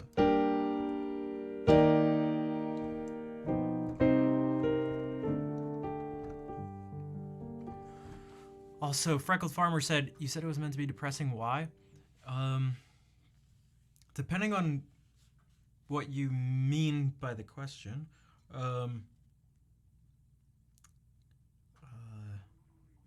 I guess maybe one might think that if something's depressing, then that's bad, right? So it may be like, why would you want to write something that's depressing? Isn't that bad? But for me, that's not the case at all. You were vague, so I would talk. Gotcha. Essie, hello. How are you doing? This was another thing that was brought up in that lecture about Bach that I was listening to right before the stream started. And one of the things he was, man, I really feel like I connect with that guy in a lot of ways. One of the disconnects between him and a lot of the people around him is that, you know, I mentioned earlier in the stream that there were people who were writing music that were like, dude, your music is too complicated. It's not fun to listen to, dude. It's not fun. You gotta you gotta think about it. It's not current. It's old, sort of stuffy. Brian, thank you for the resub, and not just a resub, but a resub at tier 2. Thank you, Brian.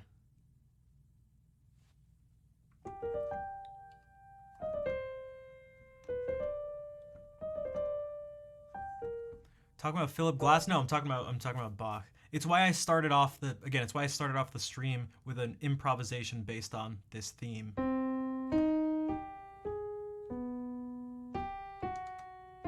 I know, me talk about Bach? No way.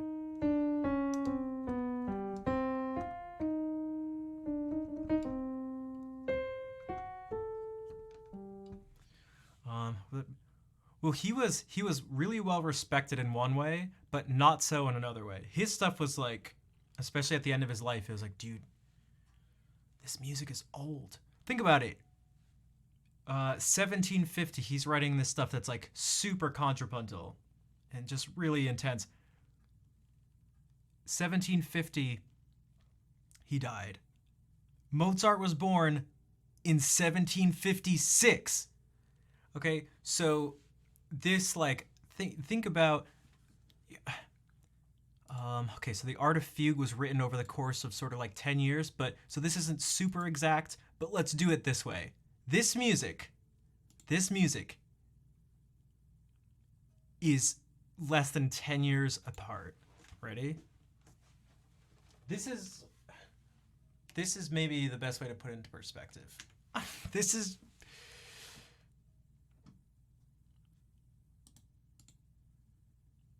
Okay, so we got that. I just listened to this, which is actually kind of...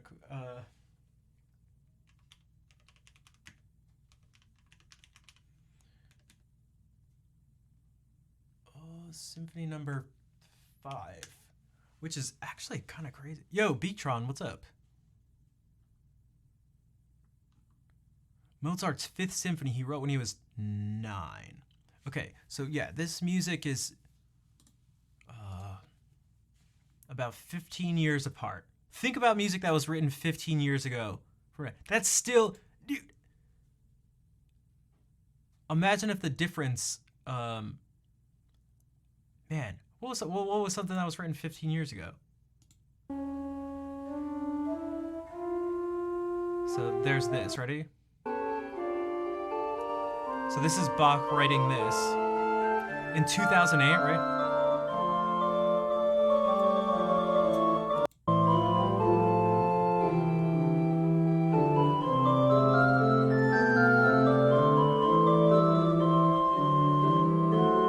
This is just the height of contrapuntal music.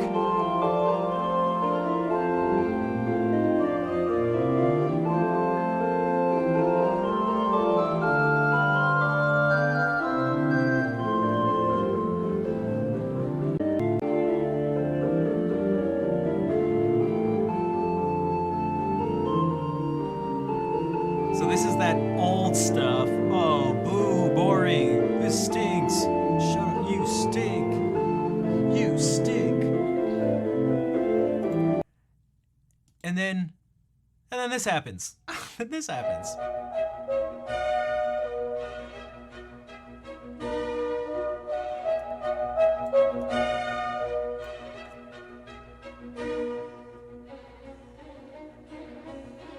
You went from like hyper baroque to just like hyper classical.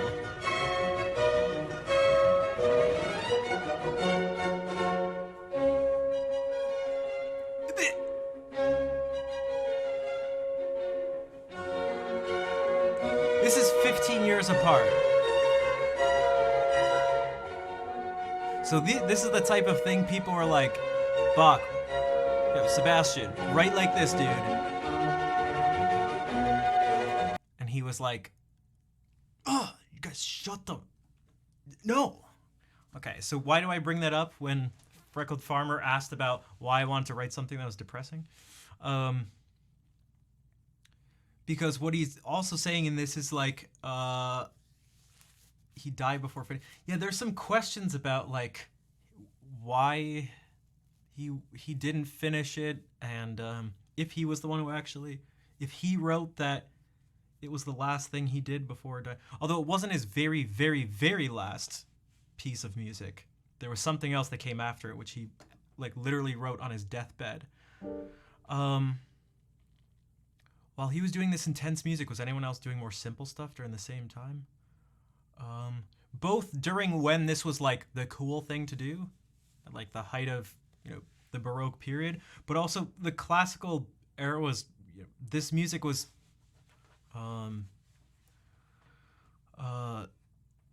this was just the thing to do. This is the thing to do. And he's like, nope, not only am I not going to do this, I'm going to do the most intense, sort of like grand work that can be done contrapuntally. But again, the reason I bring this up is that like music, for him, as it is for me, is not the most important thing about music for me is not that it's fun. and I've said this on stream before, that um, it is it's certainly not the first word that comes to mind when I think of my relationship to music. It's not fun. Things like fun, happy, like these are not words that describe my connection to it. And so his, like, one of the words is a better word is something like spiritual, right? So that's a word he would have used. It's a spiritual thing. So like if you just because the music may be have a melancholic or like depressing mood or something about just like this heavy,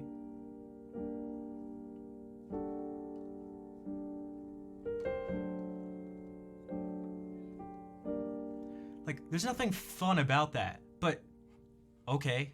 Like there's no it's not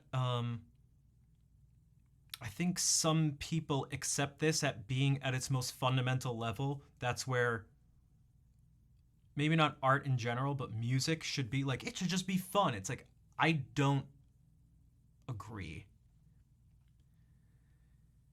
And I really don't agree. Meaning, like, and it is correct. Okay, right. So stick with me for a second. It's correct for me to disagree because what my claim is not that music shouldn't be at its deepest level fun for someone. Right? That's not what I'm disagreeing. For some people, it clearly is, and it's correct. If music is at its deepest level fun for someone, if that's what drives them, then that's accurate. At least if I believe what they're saying, and I have no reason to not believe people who say that. But for me, what I can tell you for sure is if your claim is that it's not just fun for me, it's fun for everybody at the deepest level, that's literally not true. And if I'm the only one that doesn't feel like at the deepest level music is fun, it still means, you could say, like, it still makes that statement not true, right? Like if I'm the only one, it still means that it's not a universal thing for music to just be fun at its most, at its deepest level or something. So, but I know I'm not the only one. So for me, a lot of what I'm trying to do when I'm playing music and when I'm listening to music and when I'm just doing things related to music, it's not about fun. Whether the emotions around it are positive or negative, it has no bearing on like why I'm listening to it. Well, actually, it does, but it's not just because it's the emotions are positive or negative ones. Okay, it may not be the best analogy, but the analogy is good enough. Whether a piece of music is fun or not, or happy or sad, depressing, uplifting, whatever, doesn't necessarily make a piece of music good for me. Just like if some meal you're eating, some dish you're eating is hot or cold. Like there's nothing inherently better about a type of dish that's hot versus one that's cold. And so I know it's not exactly the same. It would be insincere to put it this way, but maybe this kind of gets at what I'm talking about. It's almost, you're hot and you're cold, you're yes and you're no, you're right there, you're in, you're out. Yo, what's up, Harpoon? If someone were to be like, hot food is just better than cold food, and someone would be like, why would you ever eat cold food? It's like, what do you mean? Why would, I don't know, it exists. It's a thing I enjoy. So yeah, with a lot of this music, it's not about fun, which I can see why, especially if that was just the statement on its own, just that right there, someone would be like, oh, You don't have fun. Things that aren't fun stink. That's not good, but that's not true. There's tons of things. How about this? Can anyone in their life, what are some things that aren't fun that you're glad they're a part of your life? Like things that you wouldn't describe. One of the first, second, third, fourth, fifth words you'd use to describe it aren't the word fun. I can think of a lot of things that aren't fun, that are way better than things that I would describe as fun. Fun's like candy. That's the food equivalent. Candy. Fun. Great. There's fun things are great. Like candy. Family reunions. Yeah, something deeply things that are deeply fulfilling. Like, would you rather have a life filled with things that are deeply fulfilling, or just like fun and purely superficial the whole time? Now, there are some people who I think would honestly say just fun, just pure fun, a life with just fun, sex, drugs, and rock and roll. Like, woo, yeah, like, and hey, all right, okay, fair enough.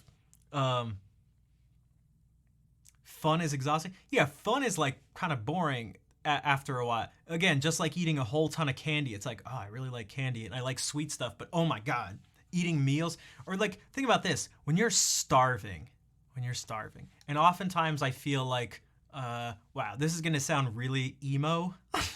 It's going to sound really emo, but it'll work. It'll get it across. A lot of the time my soul is starving. Oh, my soul is starving. And so if that's the case, if music is going to be the thing, you're trying to feed it from all sorts of different places, you can fill it up with things that are good for it, things that are bad for it. But if I'm starving and like deeply hungry, the thing that's not going to satisfy me it's not going to be the musical version of candy. If that makes sense. Right? So like recently in particular, as many of you have obviously been able to notice, that I have not been in the best place. Hey, Air Wheels, what's up? Okay. So maybe I just had like a terrible stream or something, and I just sit here afterwards. You guys don't see it because I end the stream. And maybe I sit here and I'm just like, what I don't want, what's not going to feed that and be worth anything to me is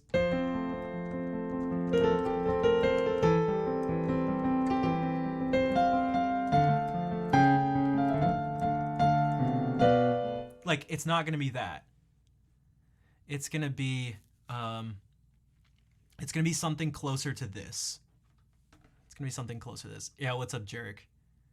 In whatever fighting game you're playing, yeah, it probably is not fun. I mean, think about all the people who play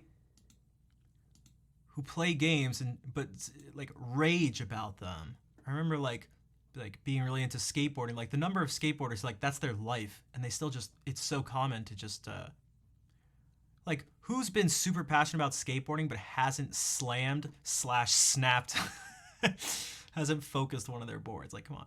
But so when I'm like that, what I don't want this.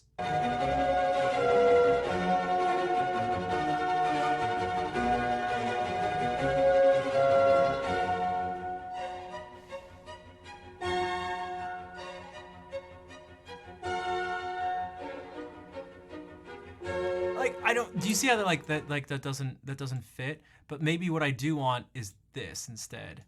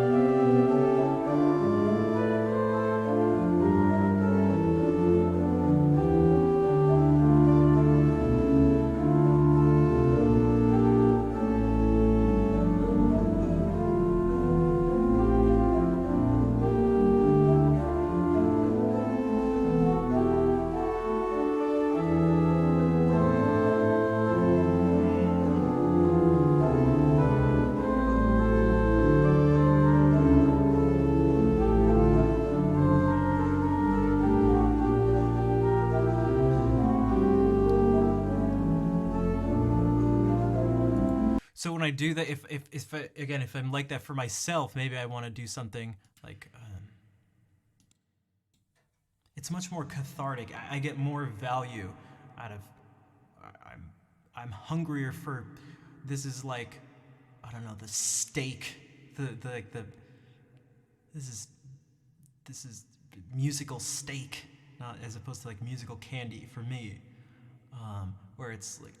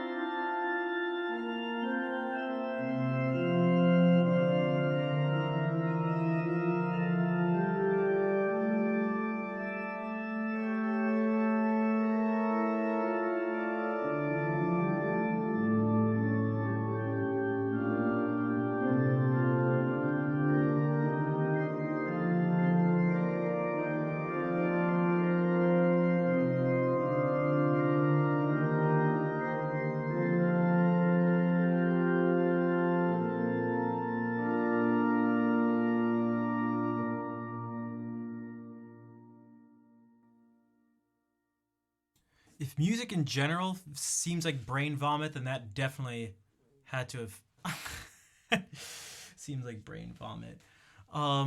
This is why I've been trying to do.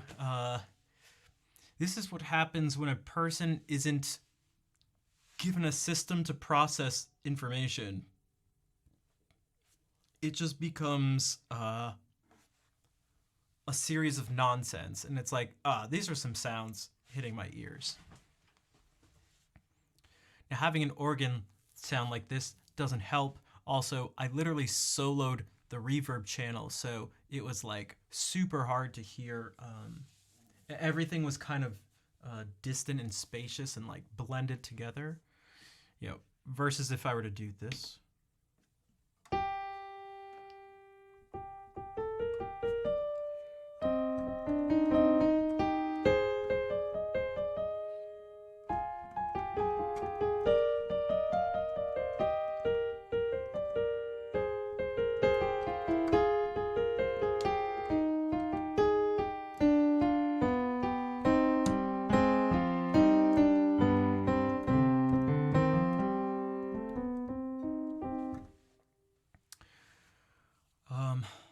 But this is what, if I were to do something like this, I could ground you somewhat. I could make it seem less blurry. And that's just by doing something you're familiar with. And a common thing to do is like, it seems like people, if there was one thing I could pick to play, that'd be like,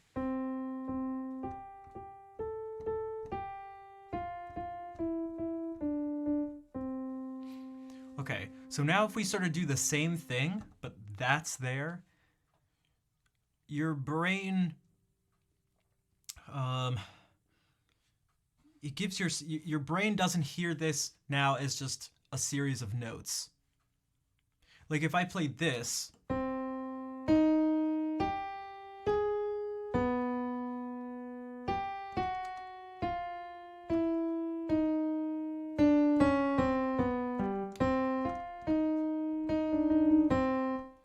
for most people here, although I know, again, for sure, not everyone, but for most of you, it'd be like, that was some notes. But this is not just some notes. It is notes.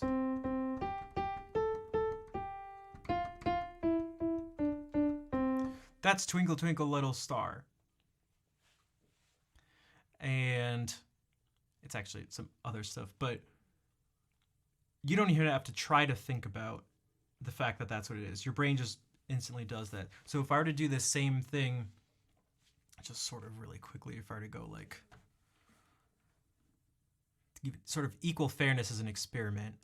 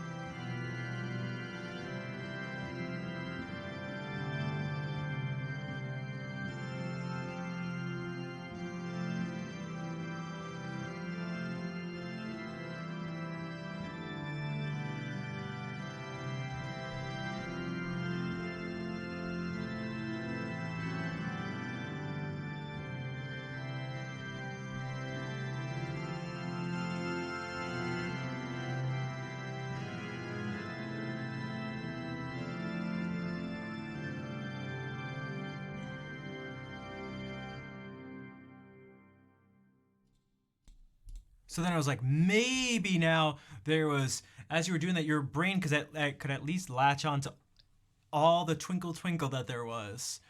But then it still might be like, yeah, I don't know what it was you're playing. If I were to play it back. But that's why I've been trying to do this, and we'll do this on Sunday or maybe Monday or maybe both. Is going into this and being that like all of this stuff was still governed by Man, even the crazy stuff I was playing on the or even this.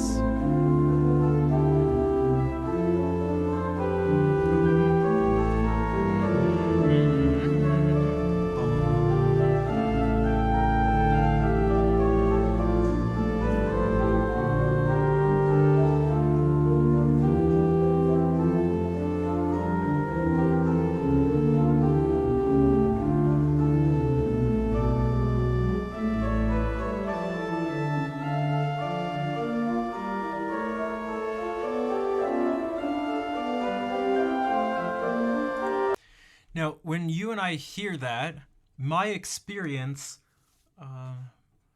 like my actual experience of it, is different than yours on a very deep level. The ways in which that is, and well, you may be like, hey, but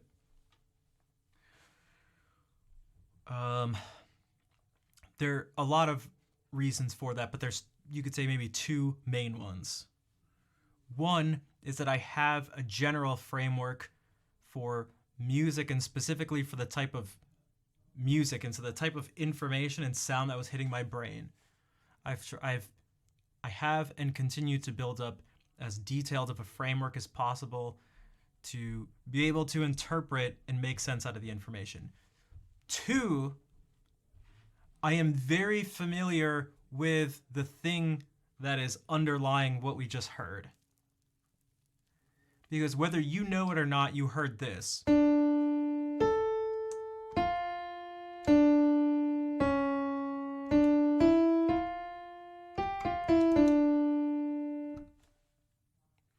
So you heard that.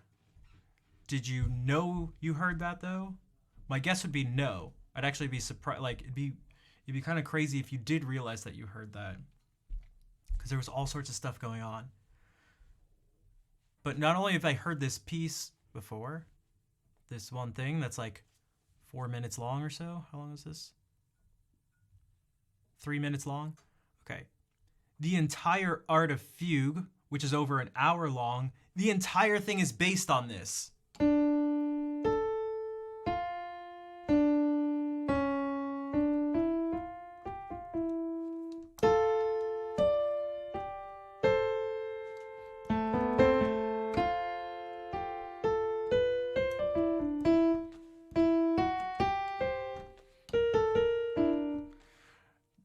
And so that means something. Like it doesn't have a meaning. It doesn't, it doesn't have a meaning like, the word phone, means something. But it has a significance, just like this has a meaning to you. So when I hear this,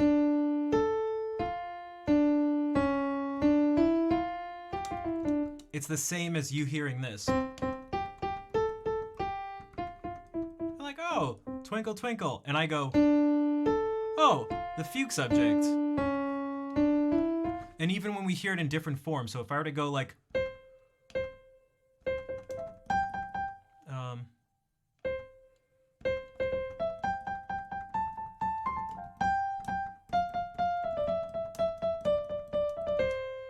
you might still be like, that was kind of just Twinkle Twinkle Little Star, wasn't it?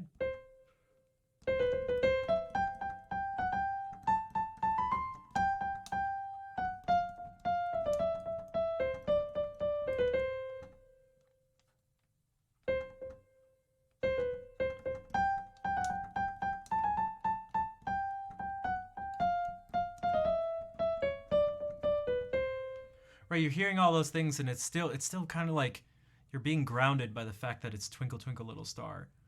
He's doing this.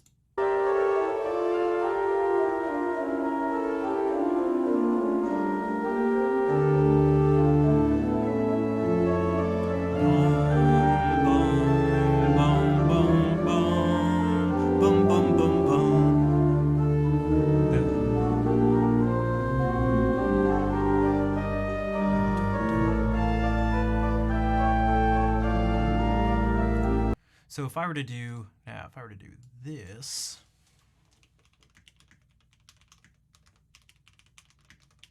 actually,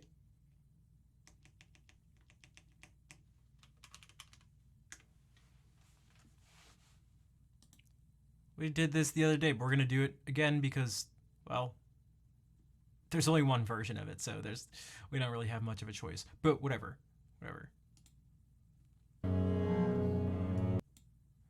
Okay, if I do this, okay, or I can, sure. What is, dude, just play. You'll be able to visually see part of like what my brain was doing.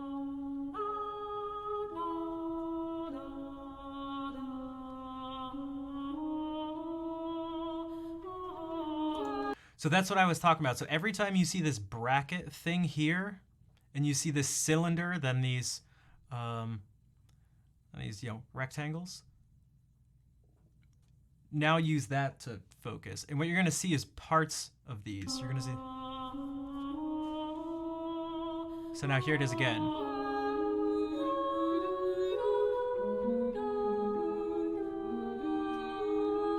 You can already see it's about to come up again.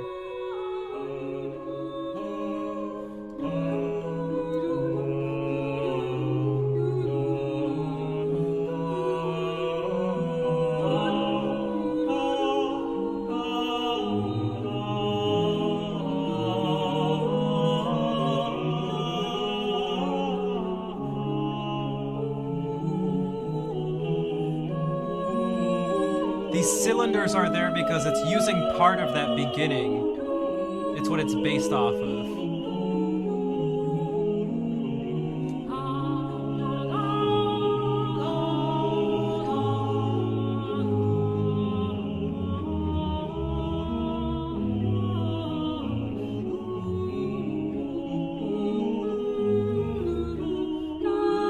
Now 2 of them at the same time.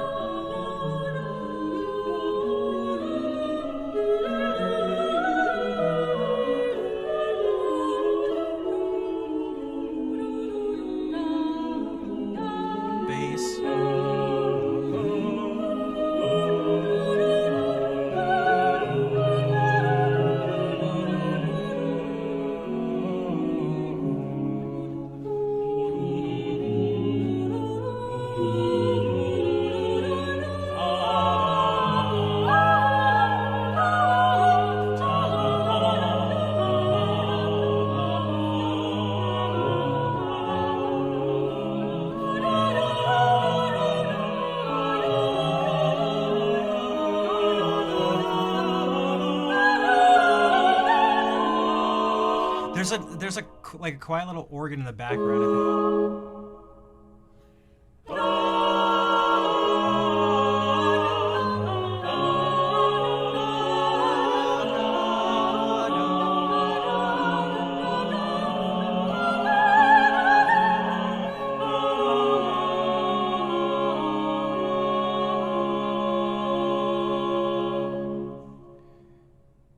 And so in the same way that you saw, the different shapes weren't random. They were specifically referring to parts of this. So they're doing it down here, but what is this?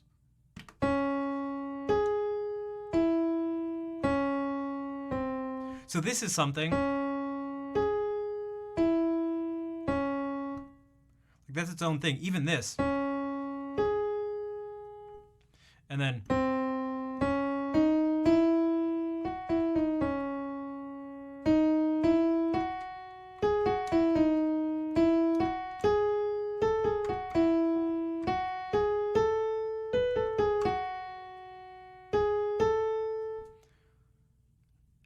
So parts of that are being used, and if you're aware of the thing that it comes from, it's easier to hear. Just like if we were to go, okay, that's our thing. If we go,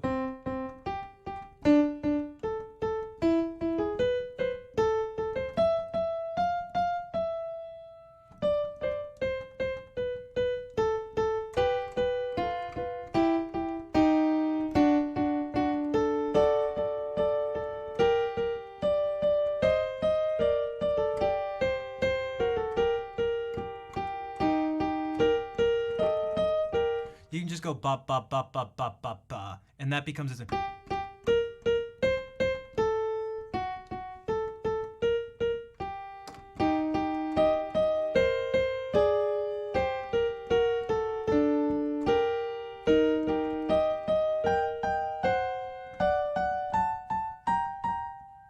And there's, and the whole time is linking it together.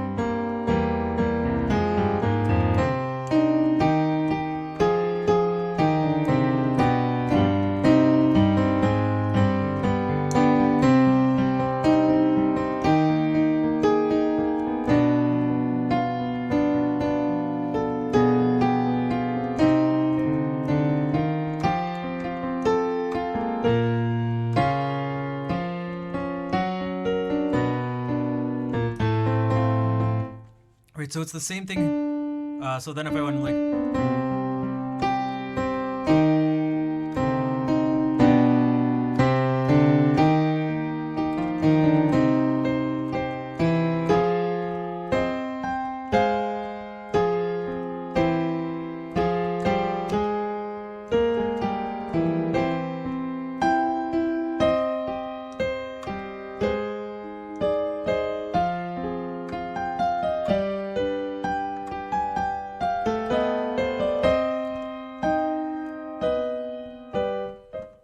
so that's what's happening there. And then when that happens, you start to well, then when he decides to go a little crazier with it, you already have it in your ear a bit. So then he changes it slightly.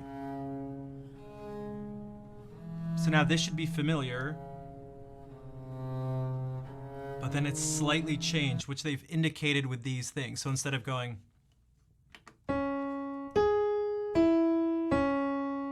this is exactly the same, and instead of going, it goes. That's almost no different, right?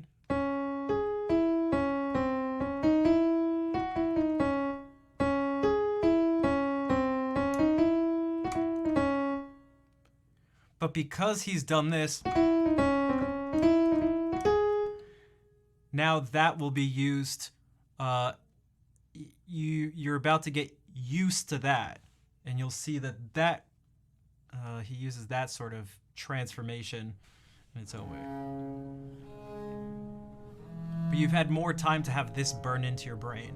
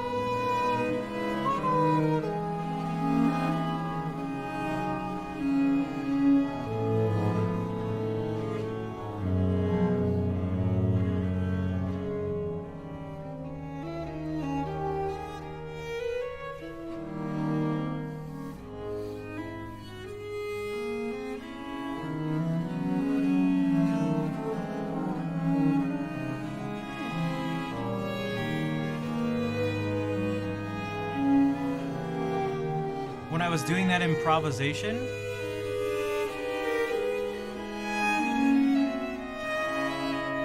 I'm just trying to do whatever.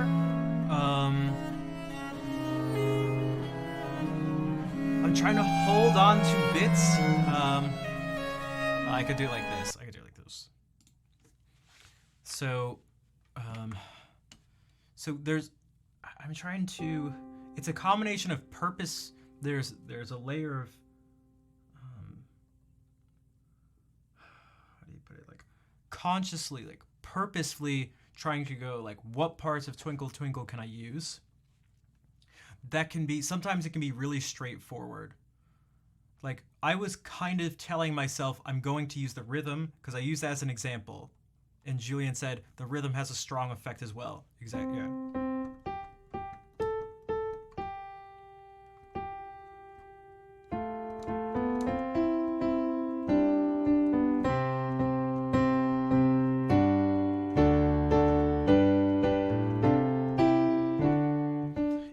If we took a, well, we can use this, you could do this. This is pretty straightforward. So we could go.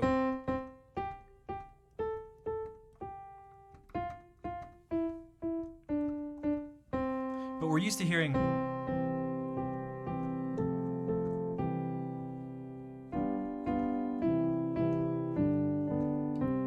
But we could have gone.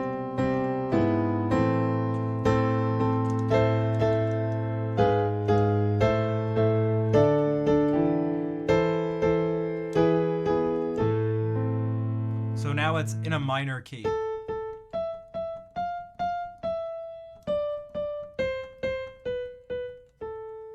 And that'll happen in a fugue too.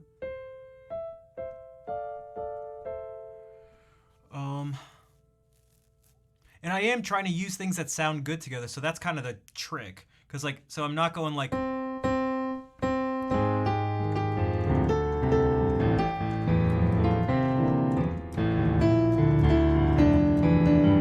Right, like that's, but I could pick different things and they could.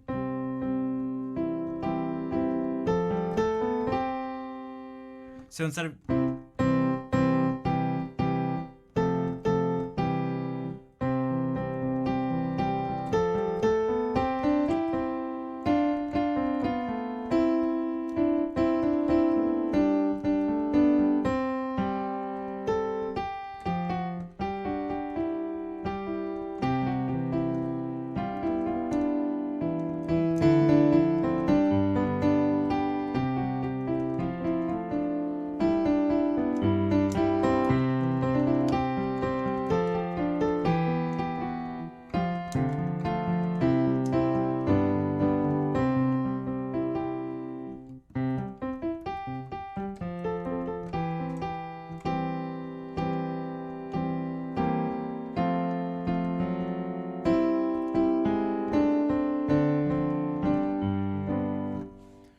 Can someone be completely unaware of Twinkle's chord progression? Or any maybe I'm not sure what I understand what you mean, because so one answer is yeah, there are people who are unaware of it, I guess. But then the other question is maybe can someone be unaware of it and still be able to follow this? And the thing is, they won't be able to do as good a job of, most likely, all other things being equal, they won't be able to do as good of a job following it. But if you've established this, the more you establish it, the better they'll be able to follow it. And that's partly how theme and variations works. It's almost like partly why it works. So then when you hear this, I wonder if there's one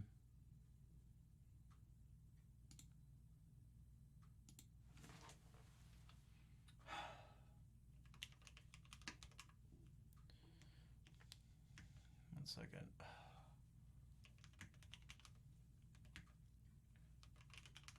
What are the chances he did one? Okay, he did. Okay. All right. Dude, what a legend. What a legend.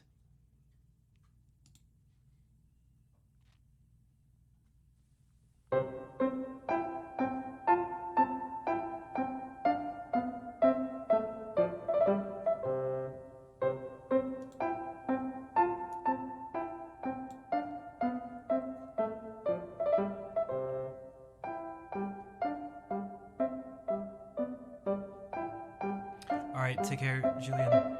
Thanks for hanging out.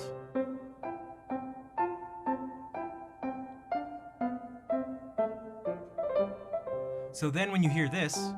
Whoops, I forgot.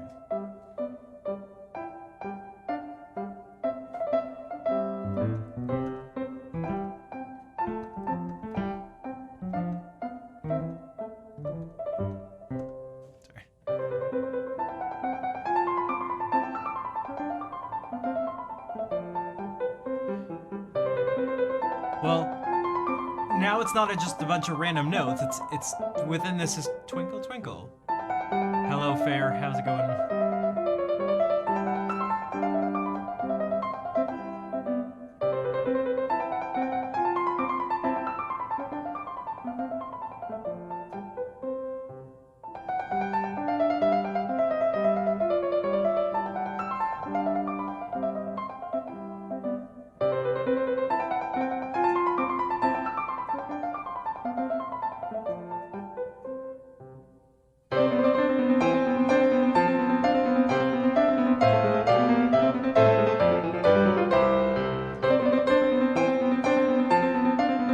I feel like this is more chaotic than actually just looking at the sheet music.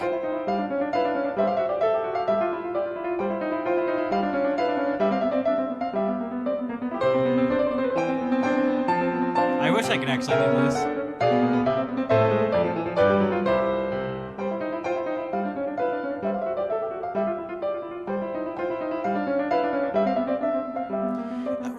If you haven't realized what's happening, he's overlapping all the versions over each other, so you see how they line up.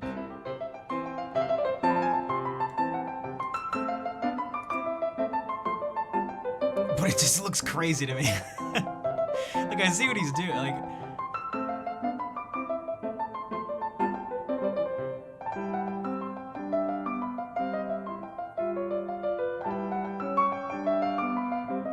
So then there's lingo, which is what Essie's getting at, is that there are certain... So I mean, for one, when it comes to speaking about it, if you use the term progression, like a chord progression, that's just a series of one chord essentially moving to another.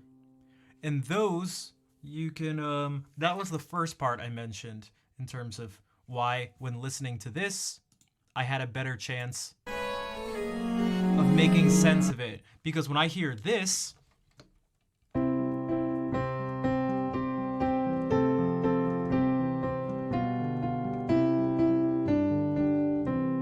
I don't just hear notes, I hear a chord progression.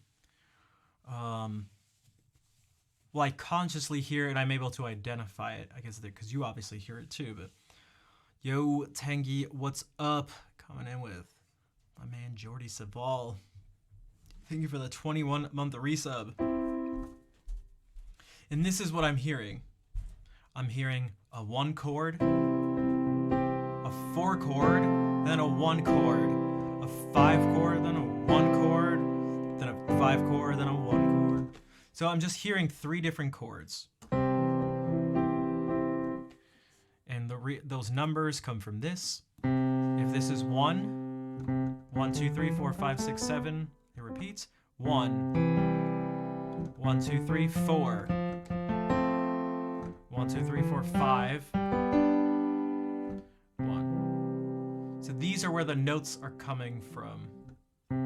It's just whichever number here we start with, and then we just skip over. We just play every other note. So if I do this, you'll be able to see with the colors that when I play this 1 chord in C major, look for green, blue, and brown. And then look, so it's only 3 colors. 3 colors. 3 colors. This one's 4, but that's 3 colors, 3 colors, 3 colors, 3 colors, 3 colors, 4 colors, 3 colors, 3 colors, 3 colors, 3 colors, 3 colors. We could go 3 colors, 3 colors, 3 colors, 3 colors, 3 colors, 3 colors, 3 colors.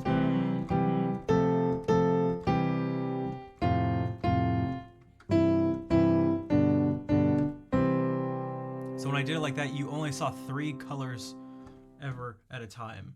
And so that's the idea with this stuff. So even when you're doing this,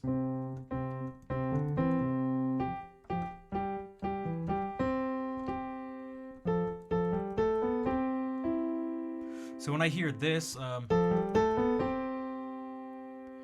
it's not just random notes. There's still a link. It's still kind of like,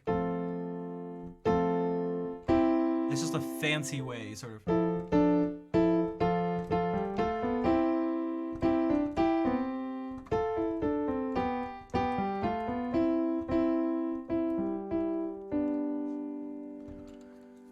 And so if you can believe it,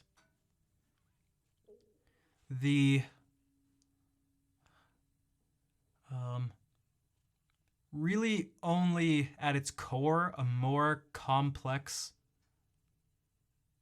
version of this, I don't mean specifically Twinkle Twinkle anymore, but a more complex version of this concept is this.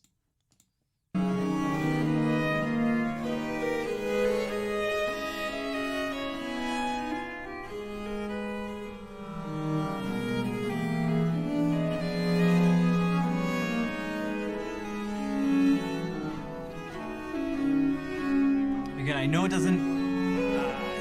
probably doesn't seem like it, but it is.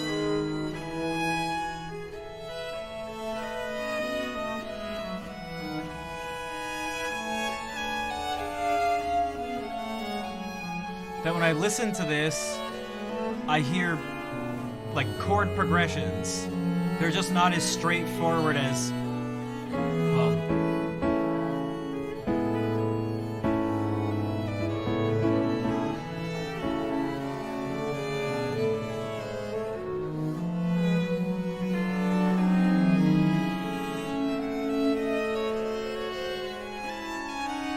and then, if you can believe it, wow, why is this replayed so much?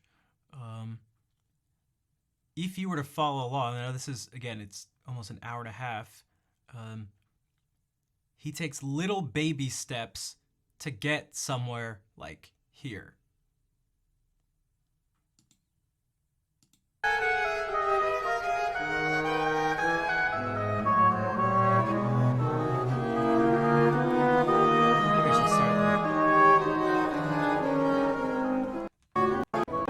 Beginning of one.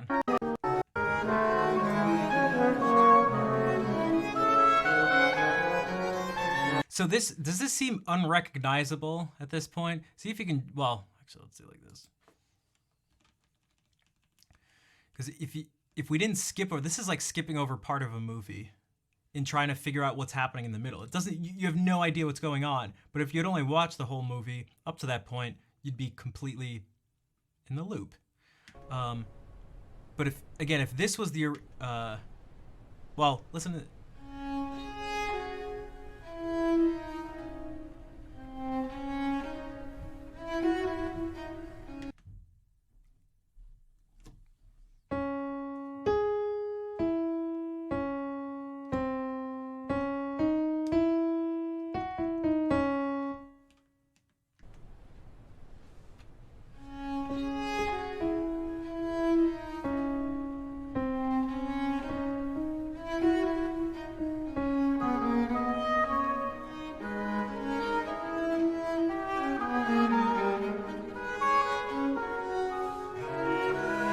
It's still the same thing we started with at the beginning. It's just been morphed.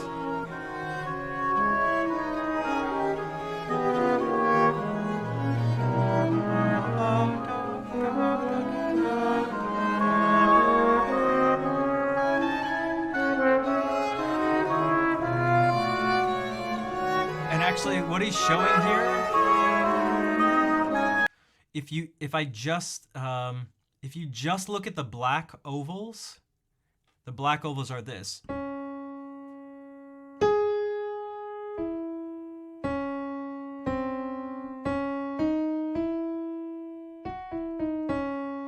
So the black ovals are the thing we started with in the very beginning.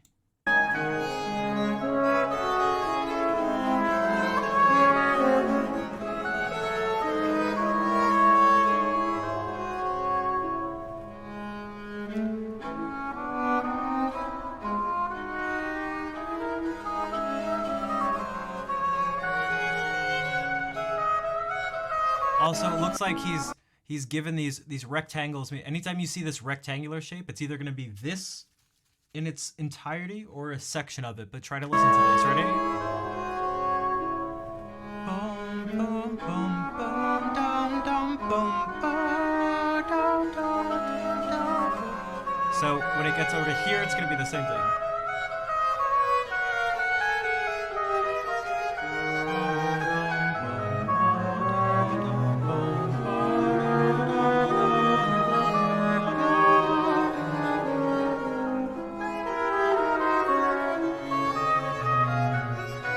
See, it's about to happen over here.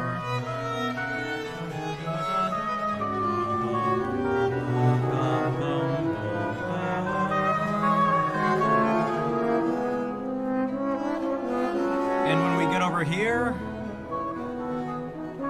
let's see how great. What is this?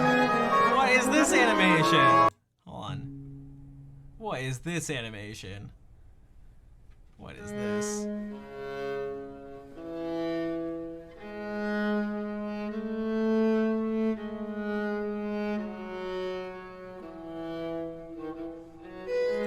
So did that sound familiar to you at all?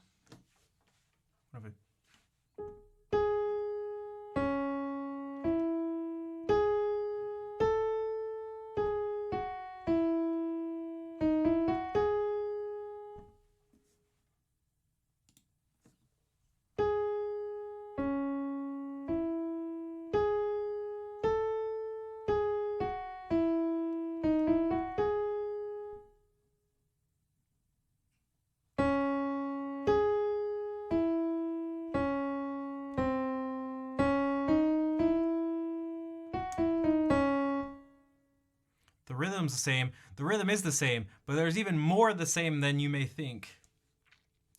Because this is the thing, again, this is the thing we started with in the beginning. If we had followed it, this is an hour into this thing, by the way. This is what we started with. Whoops.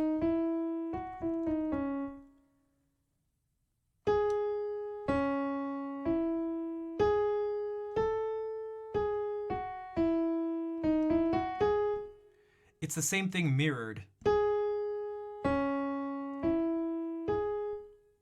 Instead of starting on this green one, jumping up. Now it's going.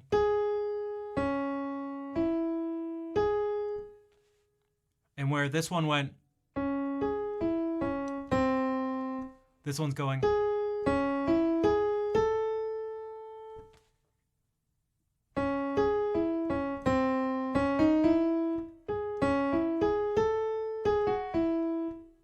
So instead of, it's going.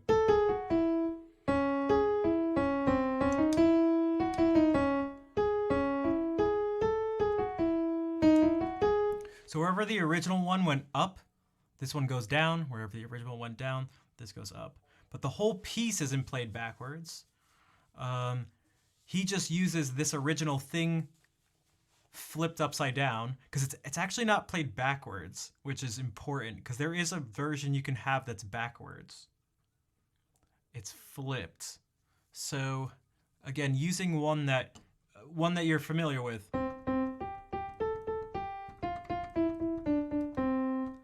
That flipped is.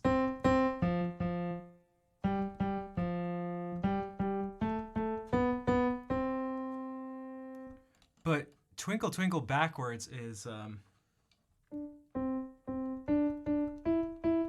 god.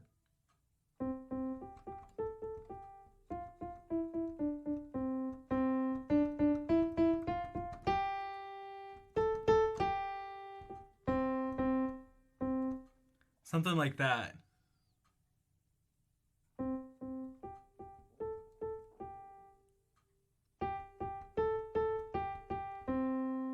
Yeah, so this backwards is this. But this upside down is. So there's a difference, and sometimes it'll be upside down and backwards, and that's. Or sorry. So that's the beginning of Twinkle Twinkle flipped upside down and also played in reverse. So it leaps up a bit, and then down a bit. So now it goes, leaps down a bit, goes up a bit and down a bit. And that thing played in. So what he's doing with this is, and this would have happened, again, slowly, because we skipped over. Look at how far into it is. This is over an hour into it now.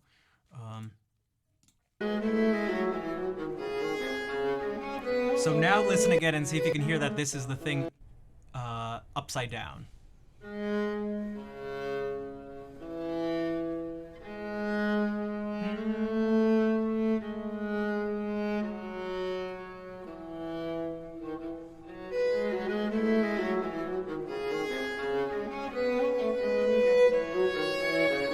This is it upside down again.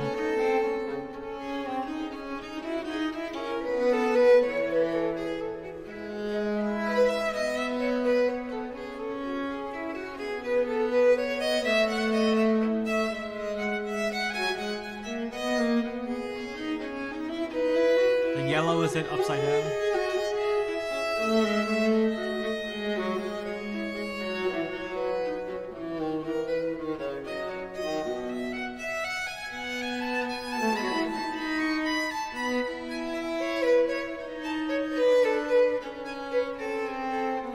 And I'll skip ahead just because this thing would go on for so long, but oh jeez.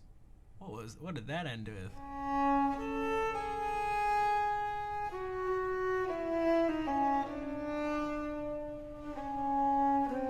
That's what everyone was saying, fair, yeah. This one might not be the best. Actually, what I should... Is he gonna do... Let me see if he does this. I want to see if he...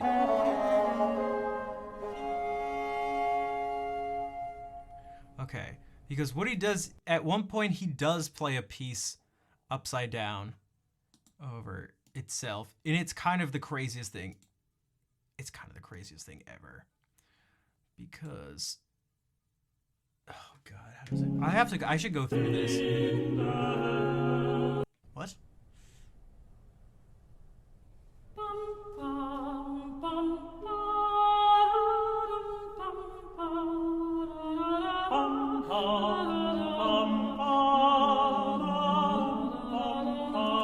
So what he's showing here is one of the pieces, one of these fugues, how it normally is, and this is it upside down.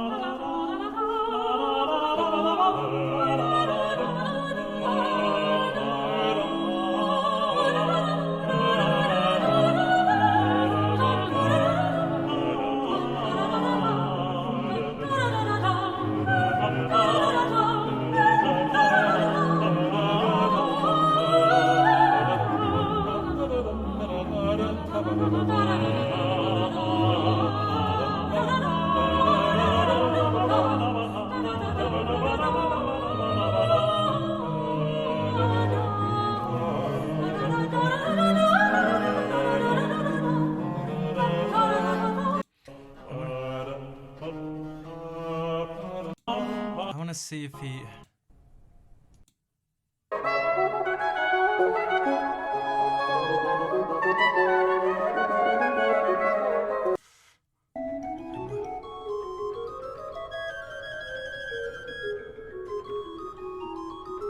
Look for something specific.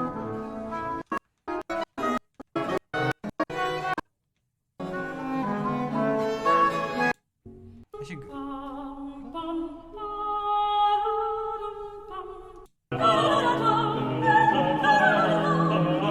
I should go through this and pick out really specific things.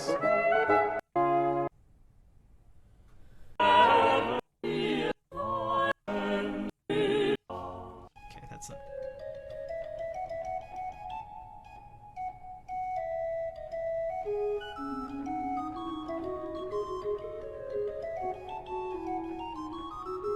Because there's this, like, I don't know if you can see, well, I almost sort of like gave away the answer, but if you were to just hear this,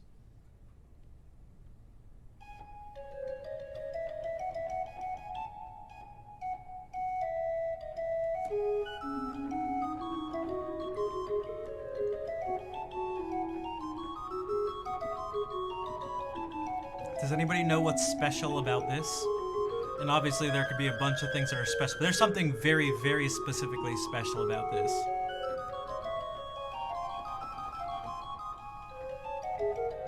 Just using your ears is a...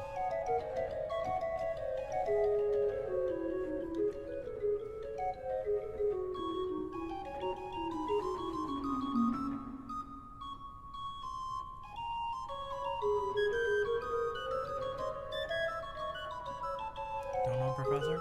Yeah. So what's happening here now? Look at so what what you've been hearing are two of these voices. The two things you're hearing are made up of literally the exact same notes. They're just offset. One just starts later than the other. So just like when you'd go,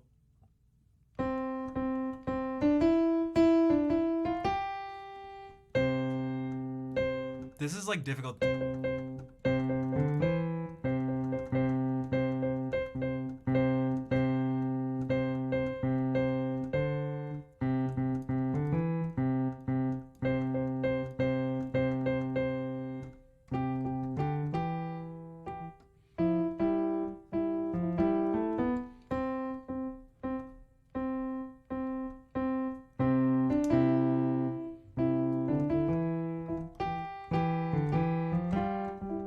So you did a round. A round is essentially a canon, a specific type of canon where you start on the same note.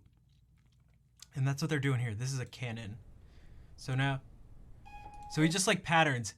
That's a good way to put it. He did like patterns. But part of the idea was that these patterns, there was something maybe sort of sacred about it. But he liked patterns and puzzles and things like, here, this may give you, I'm gonna do this. Oh,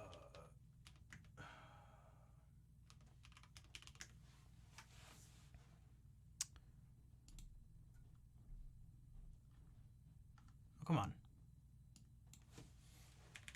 Do I have to type out the whole name?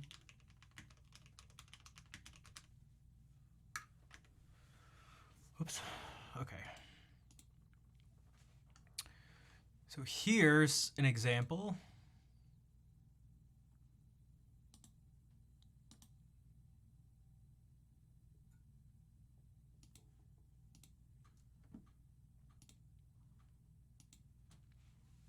This is maybe in a certain sense a more universal way to show sort of what he like. If you look at this, what do you see? I'll ask you the same question. Do you see anything special there? Anything of note? Is there anything?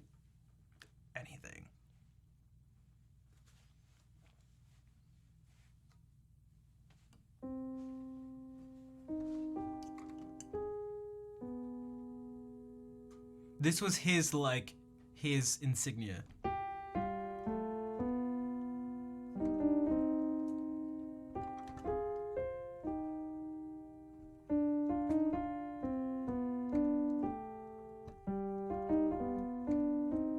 There is symmetry to it. There's exact symmetry to it. There's something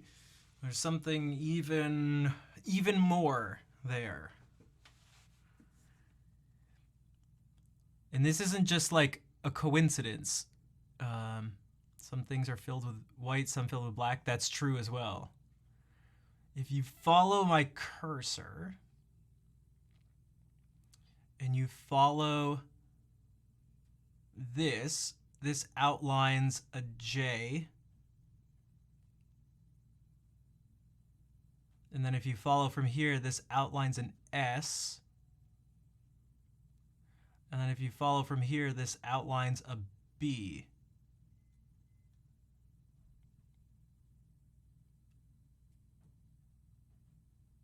So it's his initials JSB, but then like you said, it's symmetrical, so it's his initials also mirrored that move the other way. So this is a J backwards, this is an S backwards, and this is a B backwards. No, it's not a coincidence. It's not a coincidence at all. And this shows, if you look at it here, this just straight up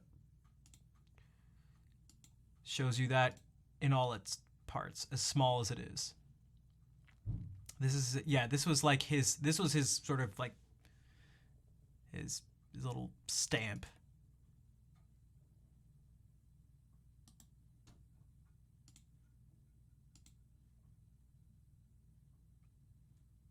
And so these were some of the things that, like, this is you know what his, this is just what is this is what gets him going. This is what gets him going. So then if you were to go back to this, you can now see this is like a musical version of that. That it's like, so now you can see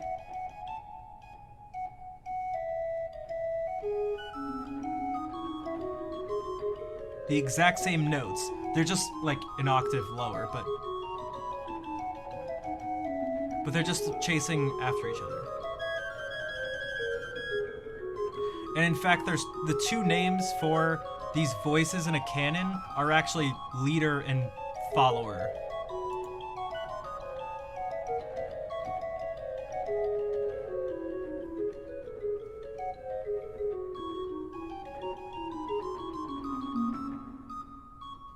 So he's writing this thing that like fits over itself. You can play part of it while you can play another part. And this thing is filled with more cannons, more of these cannons, which is like, what the hell is this?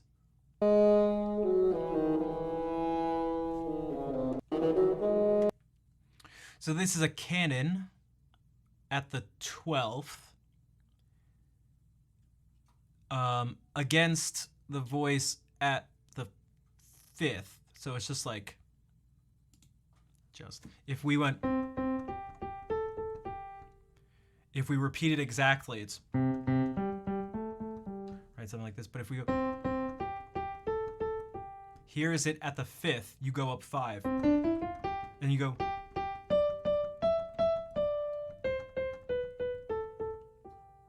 and then 12 is 12 up. It's 8, 9, 10, 11, 12. So it's, let's see.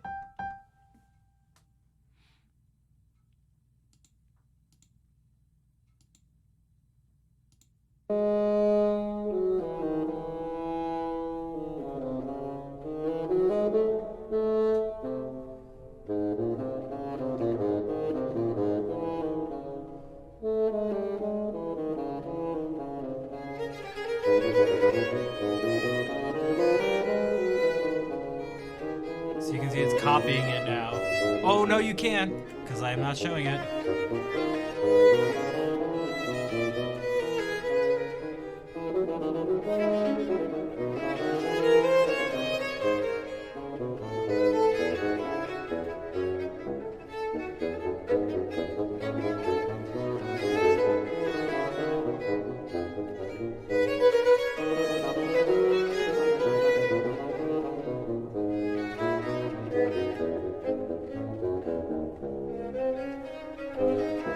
Again, this is why people are like, dude, just write music.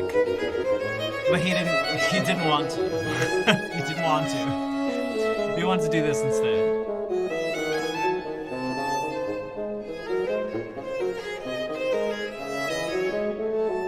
But here's the thing. Almost everybody recognizes the name Johann Sebastian Bach. And the people who told them not to do this, no one knows their names. Oh,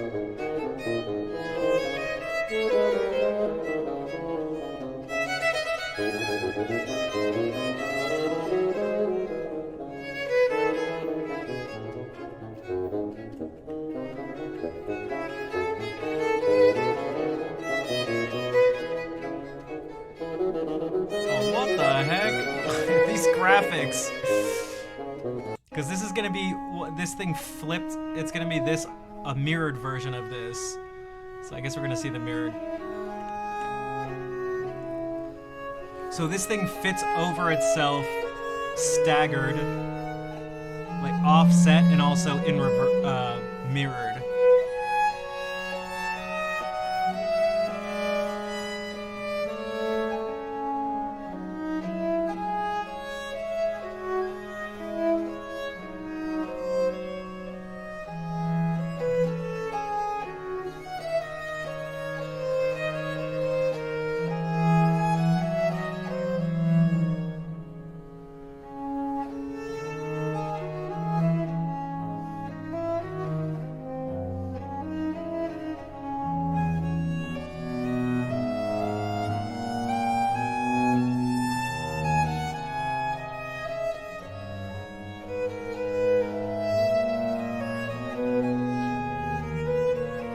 Also, remember, this is still our original.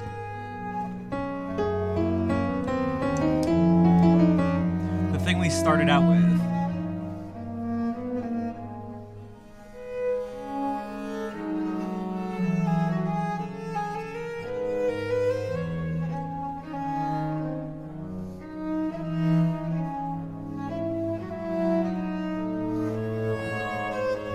It just looks like a waveform.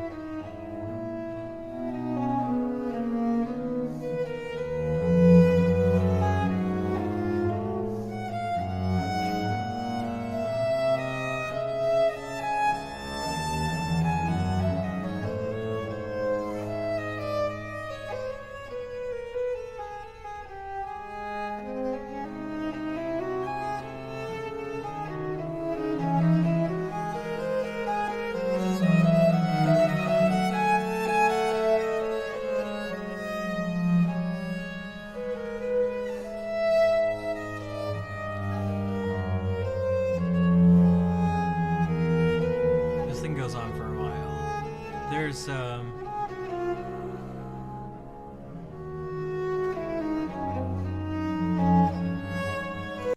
ends with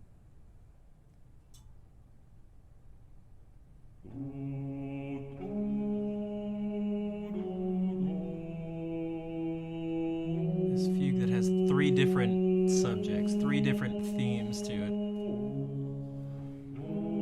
One of them being his name. Again, another thing that maybe describes his name can be played with notes.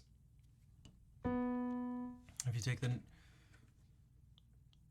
in German, they use a B natural as an H and a B flat is a B. So if you play his name, it's B, B A C H, which is like what an amazing thing for his name to be those 4 notes. Like his initials or his name was not like it wasn't that. Oh my, that would have been too easy instead.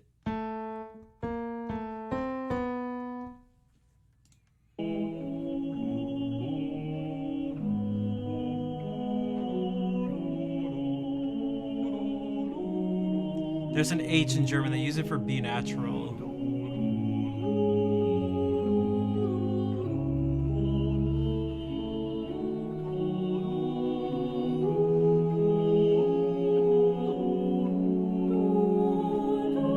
And just the letter B itself is B flat. So this is that theme upside down.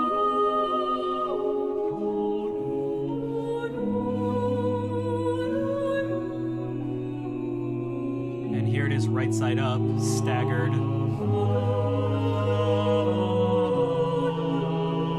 Oh my god, you guys can't see. God.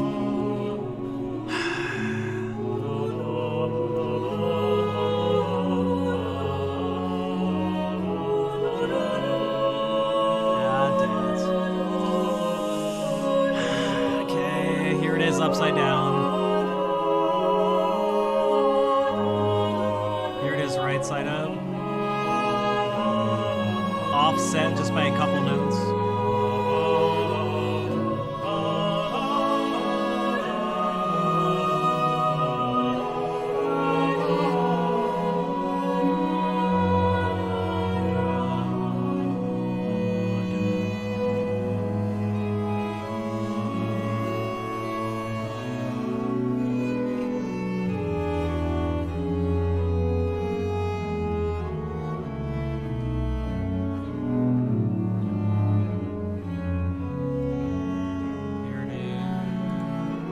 Upside down.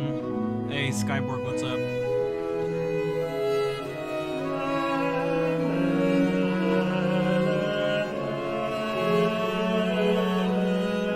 So anytime you hear a person's voice, it's this theme.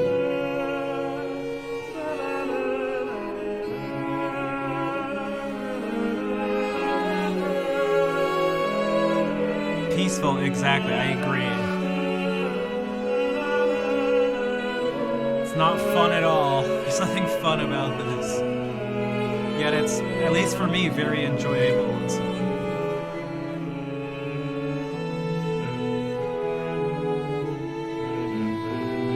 Here it is upside down, and here it is upside down, overlapping itself.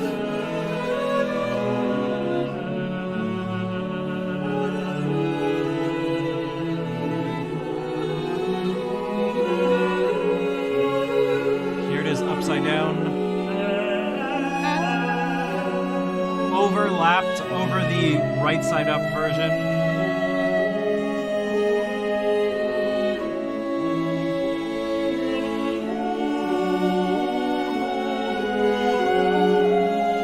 Put you to sleep. I can see that, yeah. Here's a right side up version, which is going to quickly overlap the upside down version.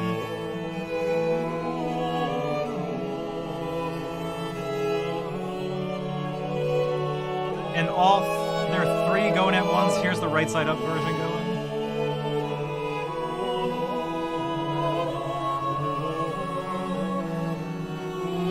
Upside down version. Or sorry, right side up, upside down version. Right side up version at the same time.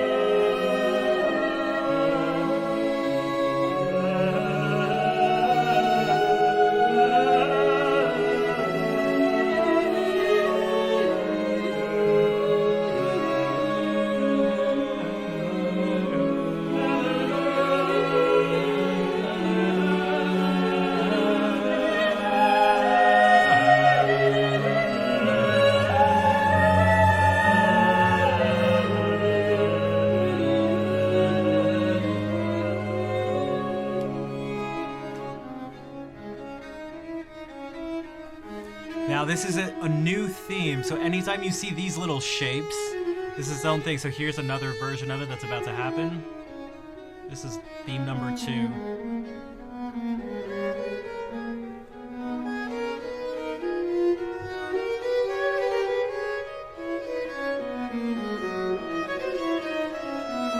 So here's theme number 2 with theme number 1 right side up, overlapped with part of theme number 1 upside down.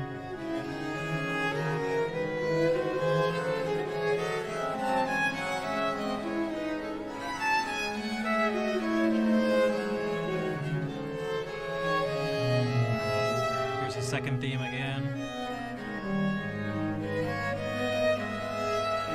It's like a sports announcer.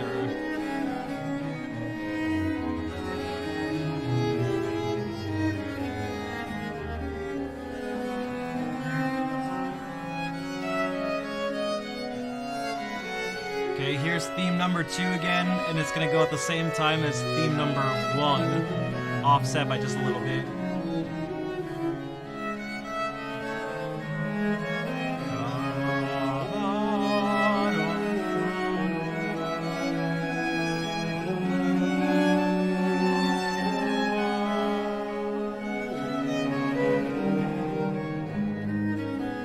Again, theme 2 with theme 1 offset a bit.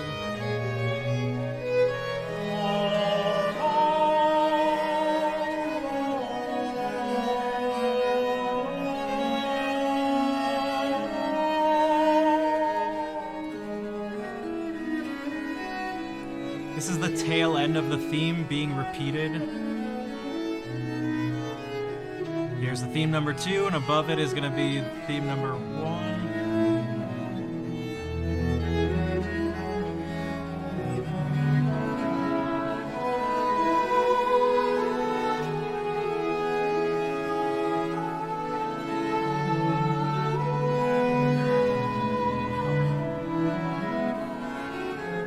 These are all these little tail ends of the second theme, these V-looking things. Here's theme number 2 again. Theme number 2 with theme number 1 with theme number 1 staggered on top of it.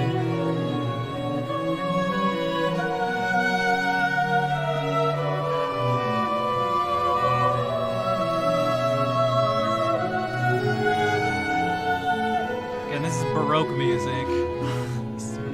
Uh-oh, uh-oh. Here it comes. This is his name. You can see this is his name. All the rectangles are going to be his name.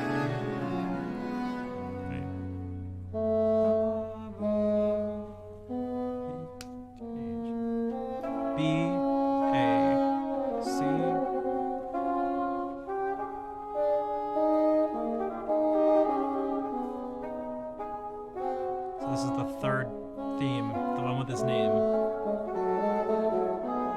Third theme. Okay.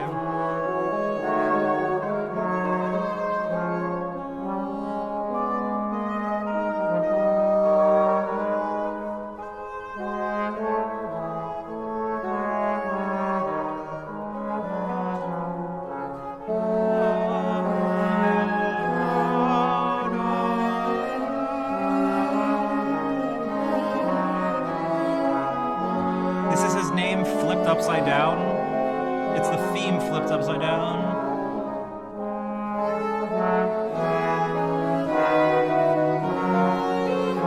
Here it is again, flipped upside down. We'll hear it.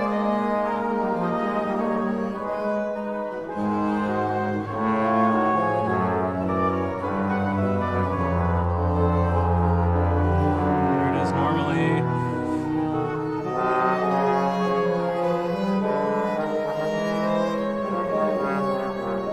Okay, here's the second theme. The first theme and his name at the same time.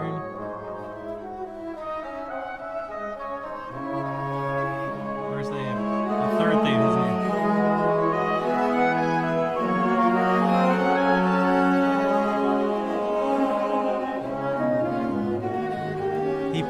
He did. That's exactly what I'm saying. He said this fugue subject is made out of his name.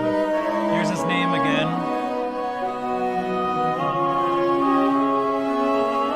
On top of the first subject. Here's the second theme we had on top of the first one we had, and his name is on top of those.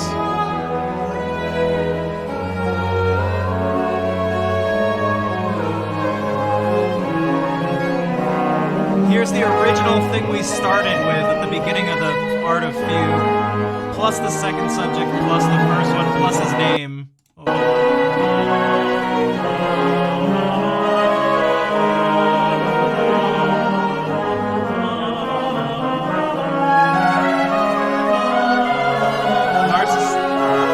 I don't know if this is narcissistic.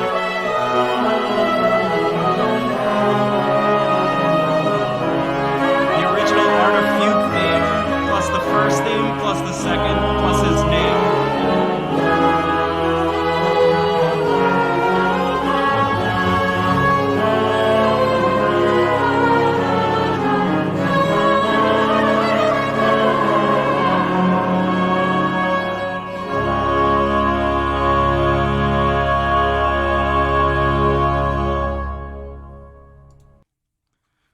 This last part was not written by him. His actually, although I like what they did, actually ends right here.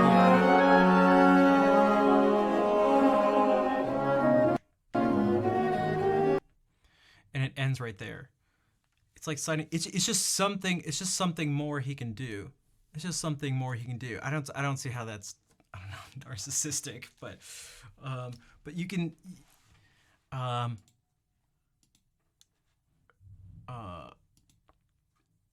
He was, if you couldn't tell, he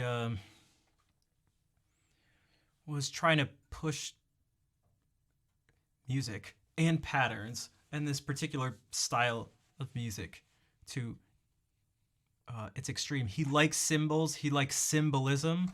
He liked numbers. He liked the number 14 in particular. Why 14?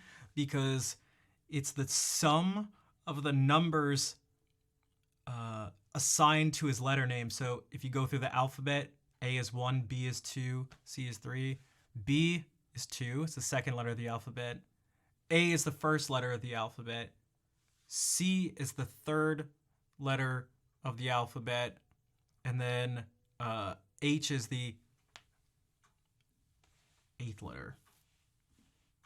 So the total gives you that number. So, for this, for example, he'd write like, well, there could be 14 sections or 14 measures to some section, or 14 fugues in something. Or because if we look here, sounds narcissistic. I mean, that's just his name. There are things like, yeah, it's just numerology. It's nothing more like, it's nothing more than that. Because he'd also put things like, he'd have lines in music that cross over each other to symbolize Christ, because he was a devout Lutheran. So there were things like that. He liked musical puzzles, just numbers, puzzles, patterns. If someone wants to put symbols, numbers, and patterns to the max, here's the trying to understand. Okay, so you're a person who wants to you're just obsessed with symbols and patterns, and someone tells you, now I don't think anyone told him this, but imagine it's like you want to do whatever you can to infuse like layers of meaning and like complexity to things, and you find out there's a way to turn the letters of your name into musical notes, you're going to do it. And he's not the only one, because there are entire systems of music that people came up with. Oh God, how would I...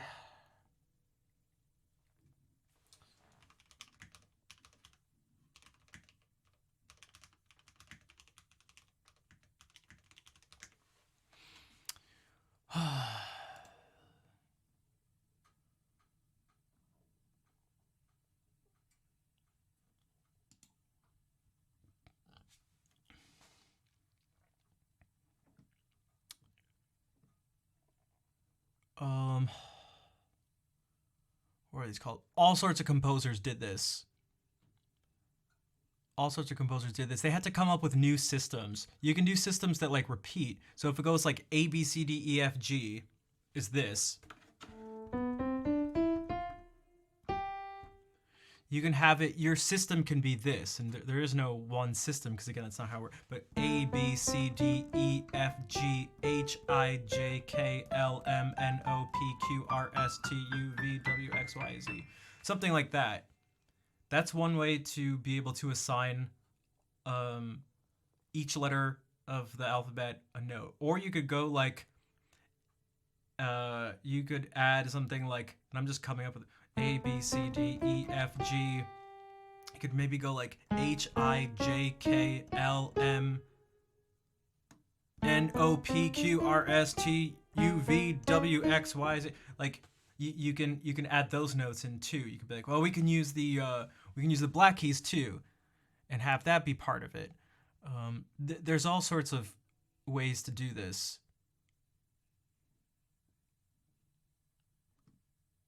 Yo, Swirly Beard, thank you for the 16-month resub. What's up? How's it going?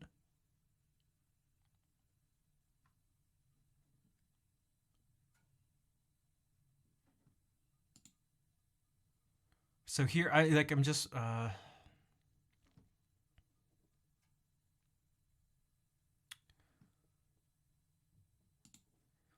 if you want to go to this, if you go to musical cryptograms, you'll see examples of this stuff.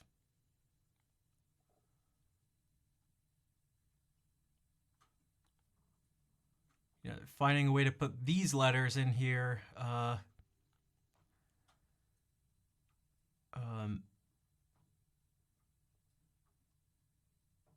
So Schumann's writing this piece is based on letters. This piece is based on notes that are assigned to letters of a place, of a person he's like in love with. So that's one way to do it. Schoenberg's name in letters, Brahms' name in letters, but this is used by someone else. Here's Bach again. Ravel using Haydn's name in letters.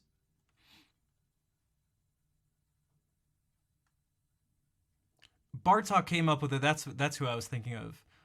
This is Bartok trying to come up with a way for him to represent his name in letters. John Cage, his are easy because it's just CAGE.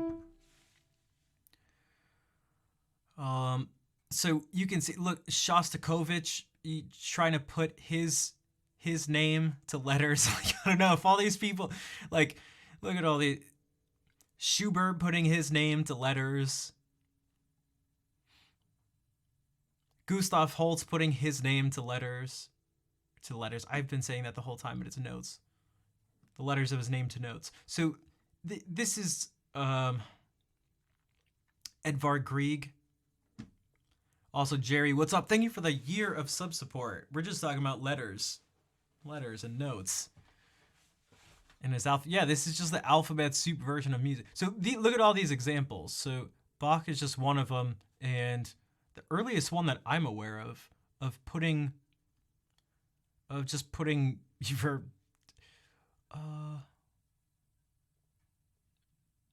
although this is this before? Although this isn't someone's own name, but so lots of people. It's just another thing to do. It's another it's a way to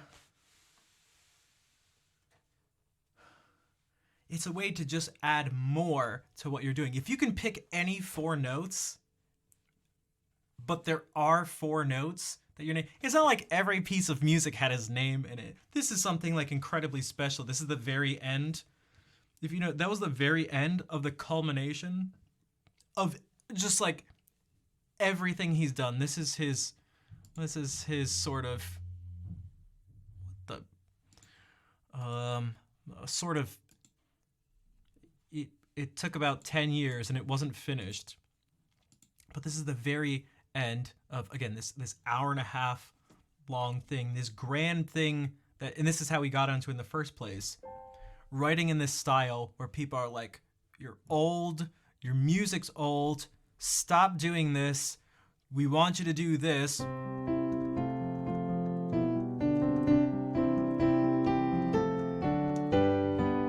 Like, we just want you to do this, write simpler stuff, you stink, you're dumb, I hate your face, I don't like you, I hope you stub your toe and have a bad day, and I hope you drop your coffee when you try to, like, that's, no one's saying those things, but, and he's going, no, I'm not going to do that.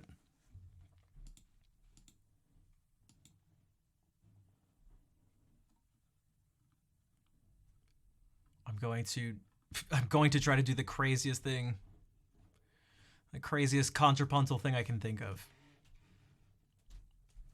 And if you can put your name in something, it's definitely going to make it that much crazier.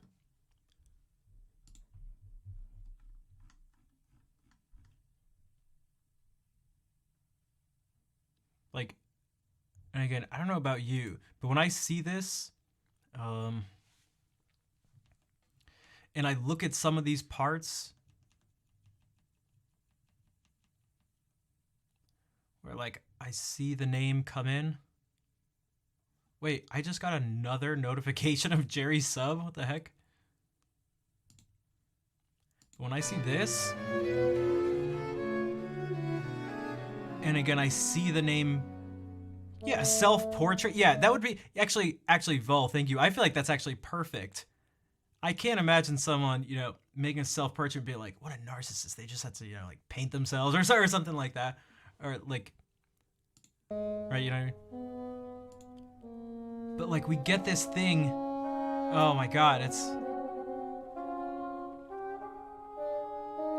Oh, this stuff... Yeah, because Twitch is, like... Yeah, that's just Twitch being Twitch, I guess.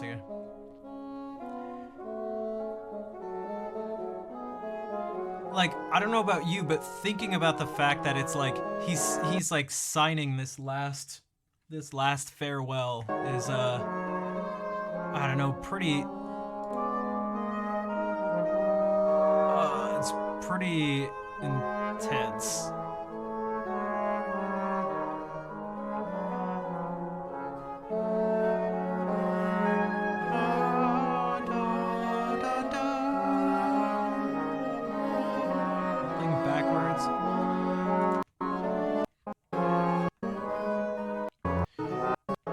so then when you get these things where, again, where it ends with all three of them at once, which...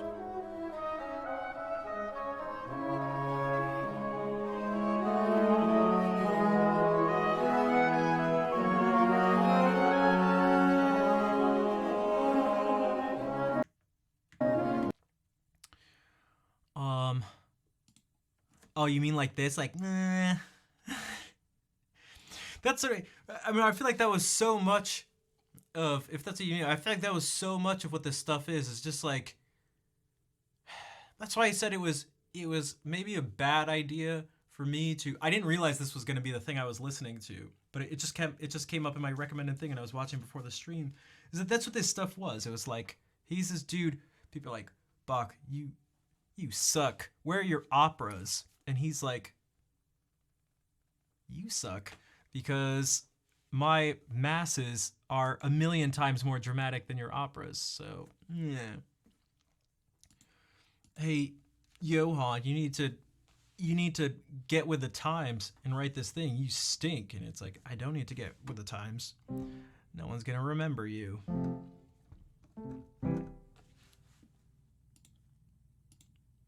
Hey, Sebastian, I bet you can't do this. This is what it started with, the musical offering. Hey, I bet you can't use this subject in a 3-voice fugue and improvise it. I hear you're pretty good.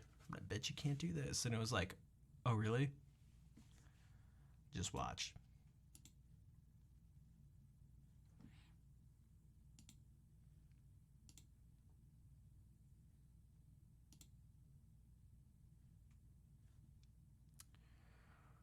Okay, it is 10:30.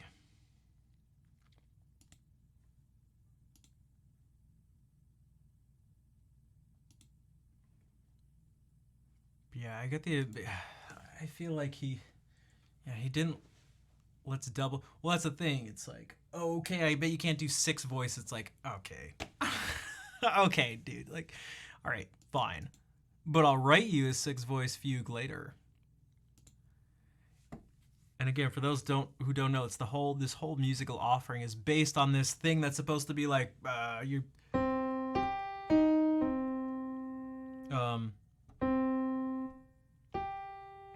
I'm doing the art of fugue.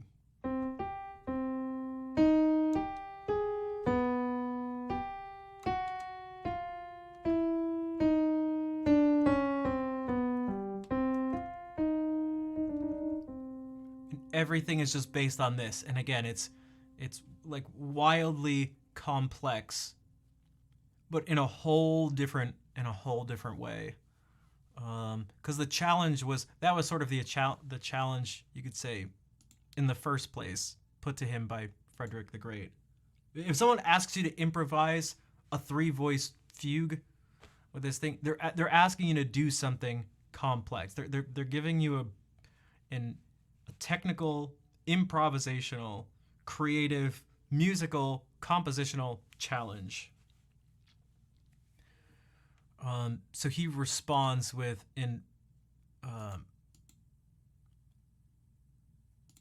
the way you should. It's just like someone bullying you, and he doesn't just punch back. He like knocks him out. It's like he retaliates a little bit stronger than maybe he was initially pushed. So instead of like someone pushing you, and instead of pushing back, you push him, and then you just punch him straight in the face.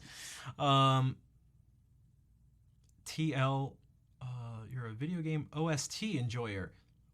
Well, welcome in. I am also a video game OST enjoyer. Do you have a favorite OST? Mine is probably, I'm not good with favorites, but mine is probably Chrono Cross.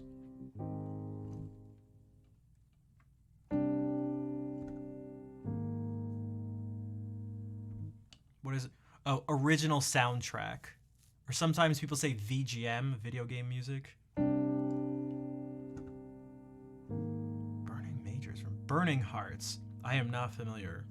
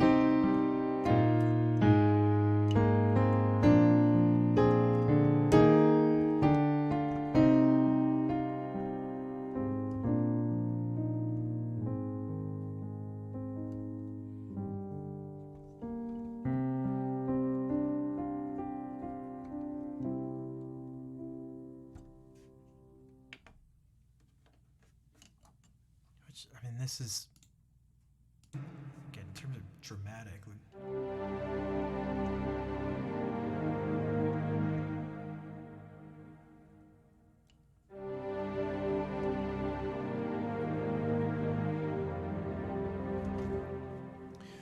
Um, Essentially, it can be pretty. It can be a little, uh, maybe not the easiest thing, but if you sub, then you can just let me know any song. Like you can literally just type any song from that list in the chat, and I'll play it. Or if you, or with like it says a $5 donation, or 500 bits, which is the equivalent of $5.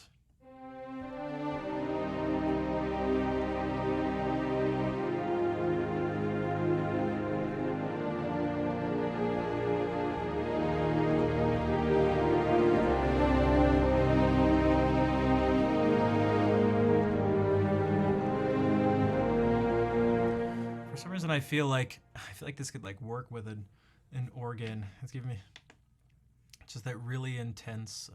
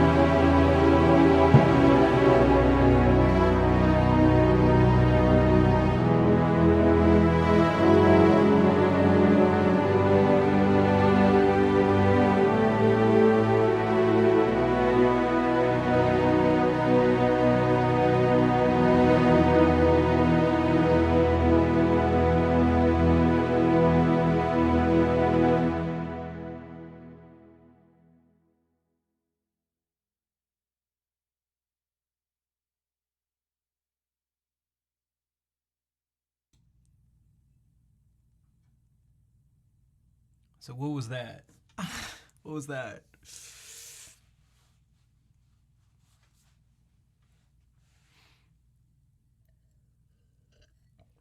Did anybody catch it? In the spirit of tonight's stream, did anybody catch? I obviously couldn't make it as sneaky as I would have liked, but thanks for the claps. Well, how about this? This was part of what I did.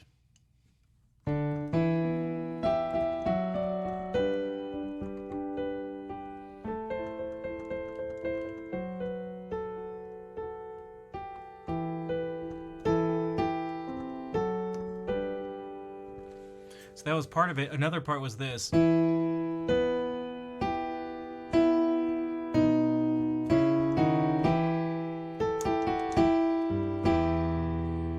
So another part of it was the theme, was the main subject of the Art of Fugue that we were listening to. And then the other part was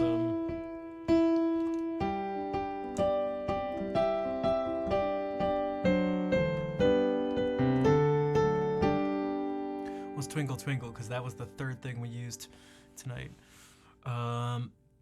Airwheeled, thank you for the $25 donation. A girl asked you for money for 18 plus stuff, so I decided to invest my money in something worth instead. Well, Airwheeled, thank you. I'm glad that you felt like this was something worth investing in. Thank you for the donation. Thank you for the support. Because you've been subscribed for a while and also just been gifting subs and then just supporting the stream in general. Whether it's chatting, saying hi and bye, lurking. But yeah, so that was, so I could have just played some piece of music, or I could play a music based on the person asking to play Shallow, which is somewhat ironic. Or I could combine it with something we did before, or I can combine it with two other things we did before, and also have it be a response to what that person asked. Now, I don't know if they were here.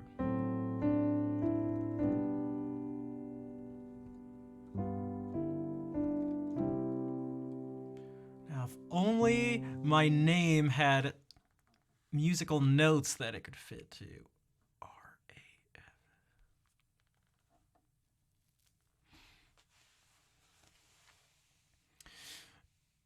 Let's go. Yo, what's up, Deemy? Deemy.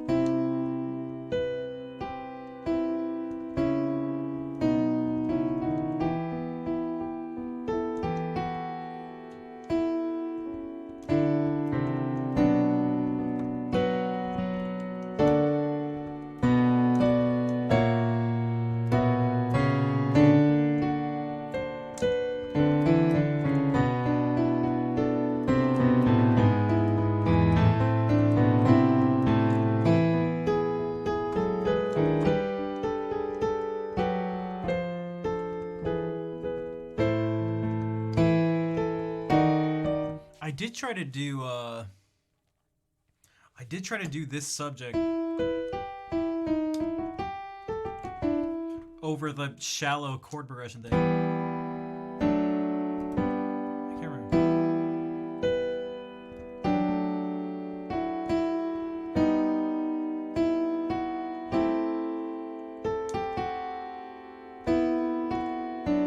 So you can do it. It actually kind of makes something kind of crunchy, because that's it.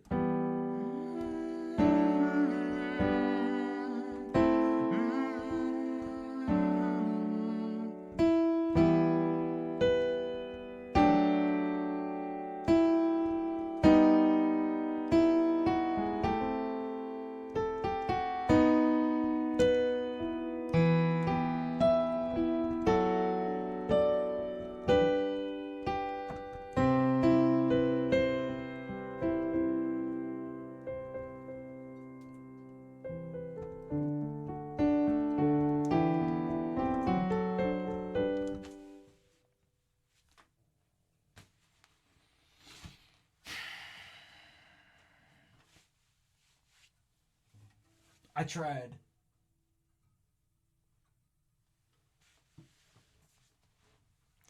Concept of philanthropy is giving money to help others, not to make money from helping others. What if you do both?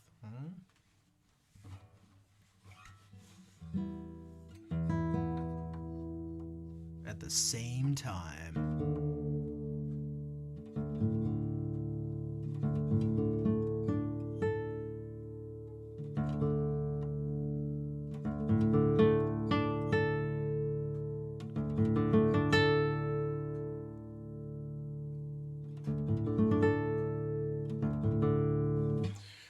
Alright, now it's almost 11.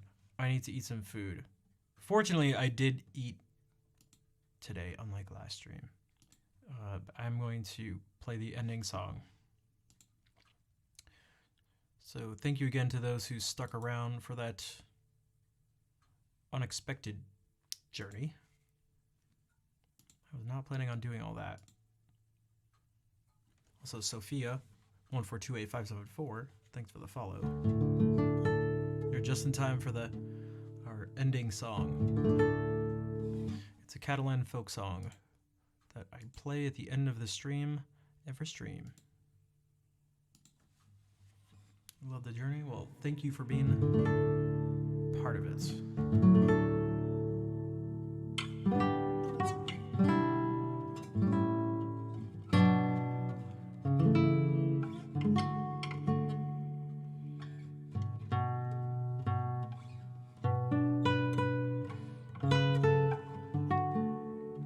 Love of my life?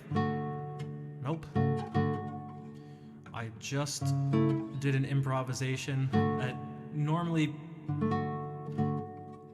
I should have charged $15 for it, but I played a version of your request mixed with 2 other things to link it all together with all the things we had done tonight.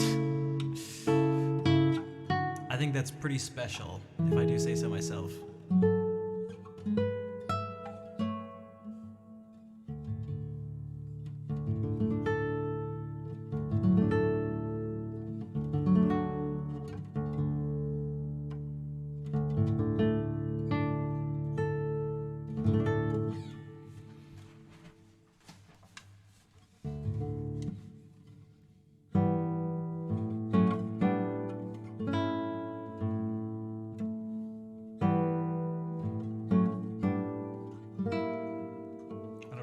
So slow.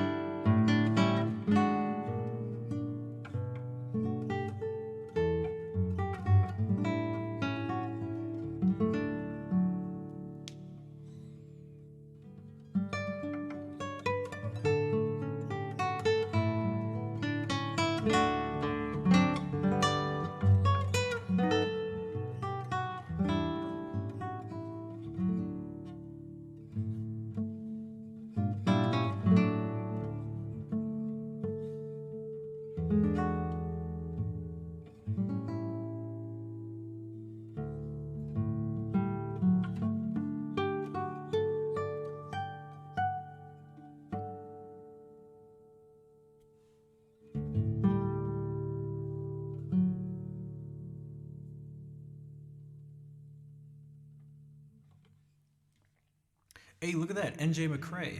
Very first message. Coming in with the hearts. Joining in. That means y'all set a great example. Also, Good Noodle Mom coming in as well. What's up? Bach heart patterns, exactly. And I was wondering if Lemur was there too. There they are. Well, thank you, everyone. Vol, Fair, Airwield, Frackled Farmer, Good Noodle Mom, McCrae, Lemur.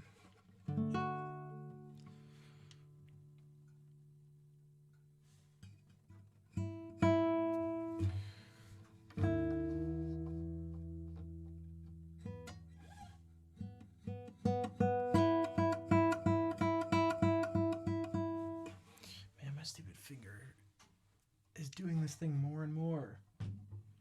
It's sensitive again. It feels like it seems to happen more the colder I am, but it feels like when the skin's really wet. That's a good, I realized the other day, it's a good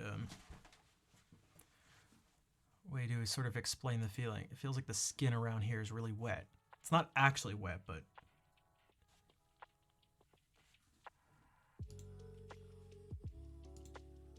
it's super annoying.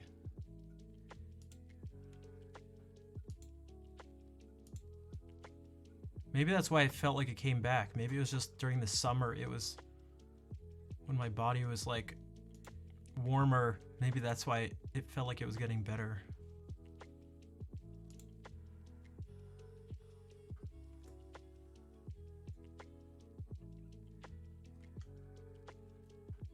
Okay, Twitch just flashed that I had 79 notifications, but that disappeared.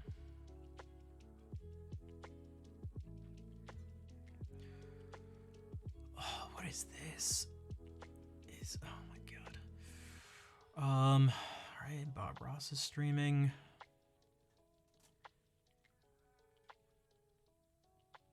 Rich is streaming.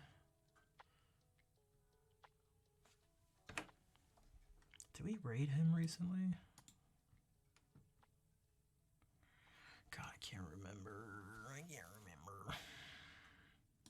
Oh, we haven't raided Nat in a little bit. So maybe we can do that.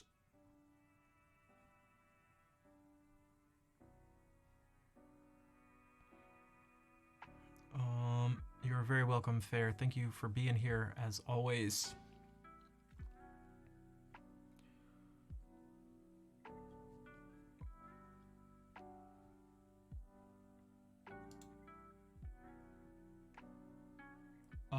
Oh, never mind.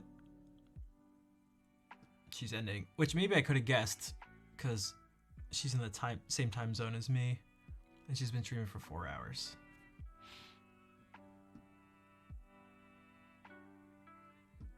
All the time.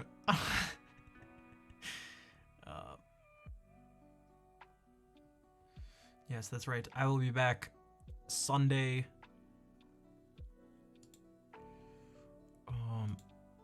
At 6 p.m. Eastern Standard Time.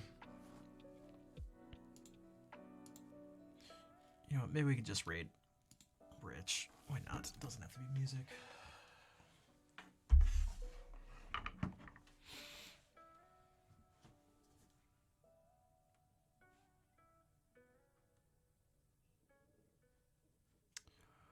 Speaking of like conversations and talking in stream, Rich loves talking about the stuff that he does. I mean, he likes talking about a lot of different things, but if you have questions, which if you're trying to understand what's going on, you will have questions. He, for those who don't know, speed runs The Legend of Zelda: Ocarina of Time. He does a specific, he's run into the bathroom right now, so I'll give a little explanation. Barely keeping your eyes open. Gotcha. Is it? Well, I mean, you don't have to say. What time is it for you?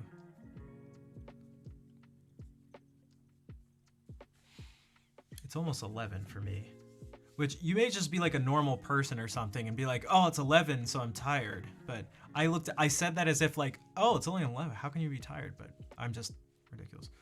Although I tried to do a little bit better of a job of, oh my god, guys, it was so difficult for me. It's been a long series, gotcha. Can I try Rush E? Nope. I tried so hard to go to sleep at a reasonable time. I wanted to just eat more food and I wanted to just to do something. And I literally stood for a second. I was like frozen. Ugh. It was like almost painful. I don't know how to describe it. Where I was just like, I was just being torn in two.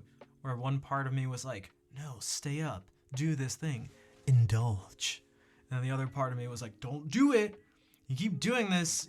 You know you want to go to bed, but it's like, but food tastes amazing. Like, oh my god. And I was actually frozen, just like, just go to sleep, just go to sleep. No, don't sleep yet. Don't sleep quite yet. Why don't you just eat a little snack first?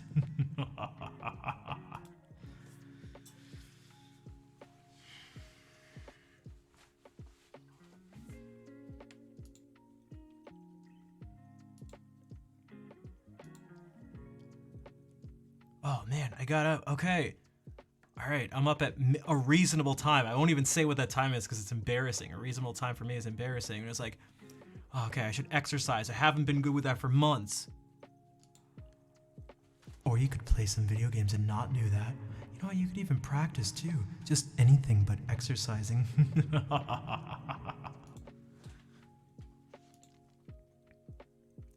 No, but I put it off. I haven't been doing it. If you haven't been doing it, then it'll be, just save it for tomorrow. You can just start tomorrow. That'll be the day. And I totally won't tell you tomorrow to do it the day after.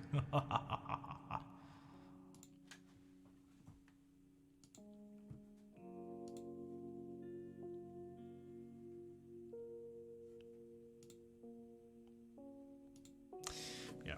All right, what was I doing? Raid. Richard Sage. Yeah, so Rich is, well, I put in an extra space. I'm curious if this works.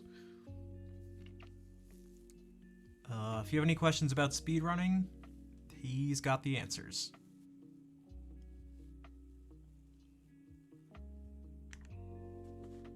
Okay, it works. Okay, good. Intended for mature audiences. That's true. There are some things that aren't totally PG. Also, there can be some loud sounds and stuff. Again, it's not a calm, cozy music stream or anything, so. Although there's some pretty loud sounds too. About to leave. Oh, dang. I'll be back Sunday. I don't know if that's a better time, but sorry, Oompa Loompa.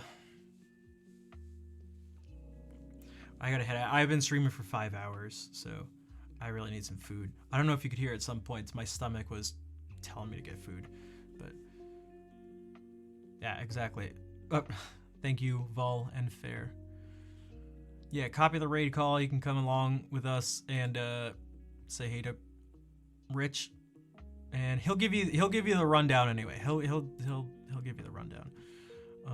But yeah, thanks to everyone for hanging out. Thank you for those who stuck around for this, again, this different stuff, again, that I hadn't planned on doing, but I like being able to share the things that I think are interesting and that are inspiring to me and that are influential for me in the hopes that, yeah. Well, for those who are still watching, in the hopes that you guys enjoy it too.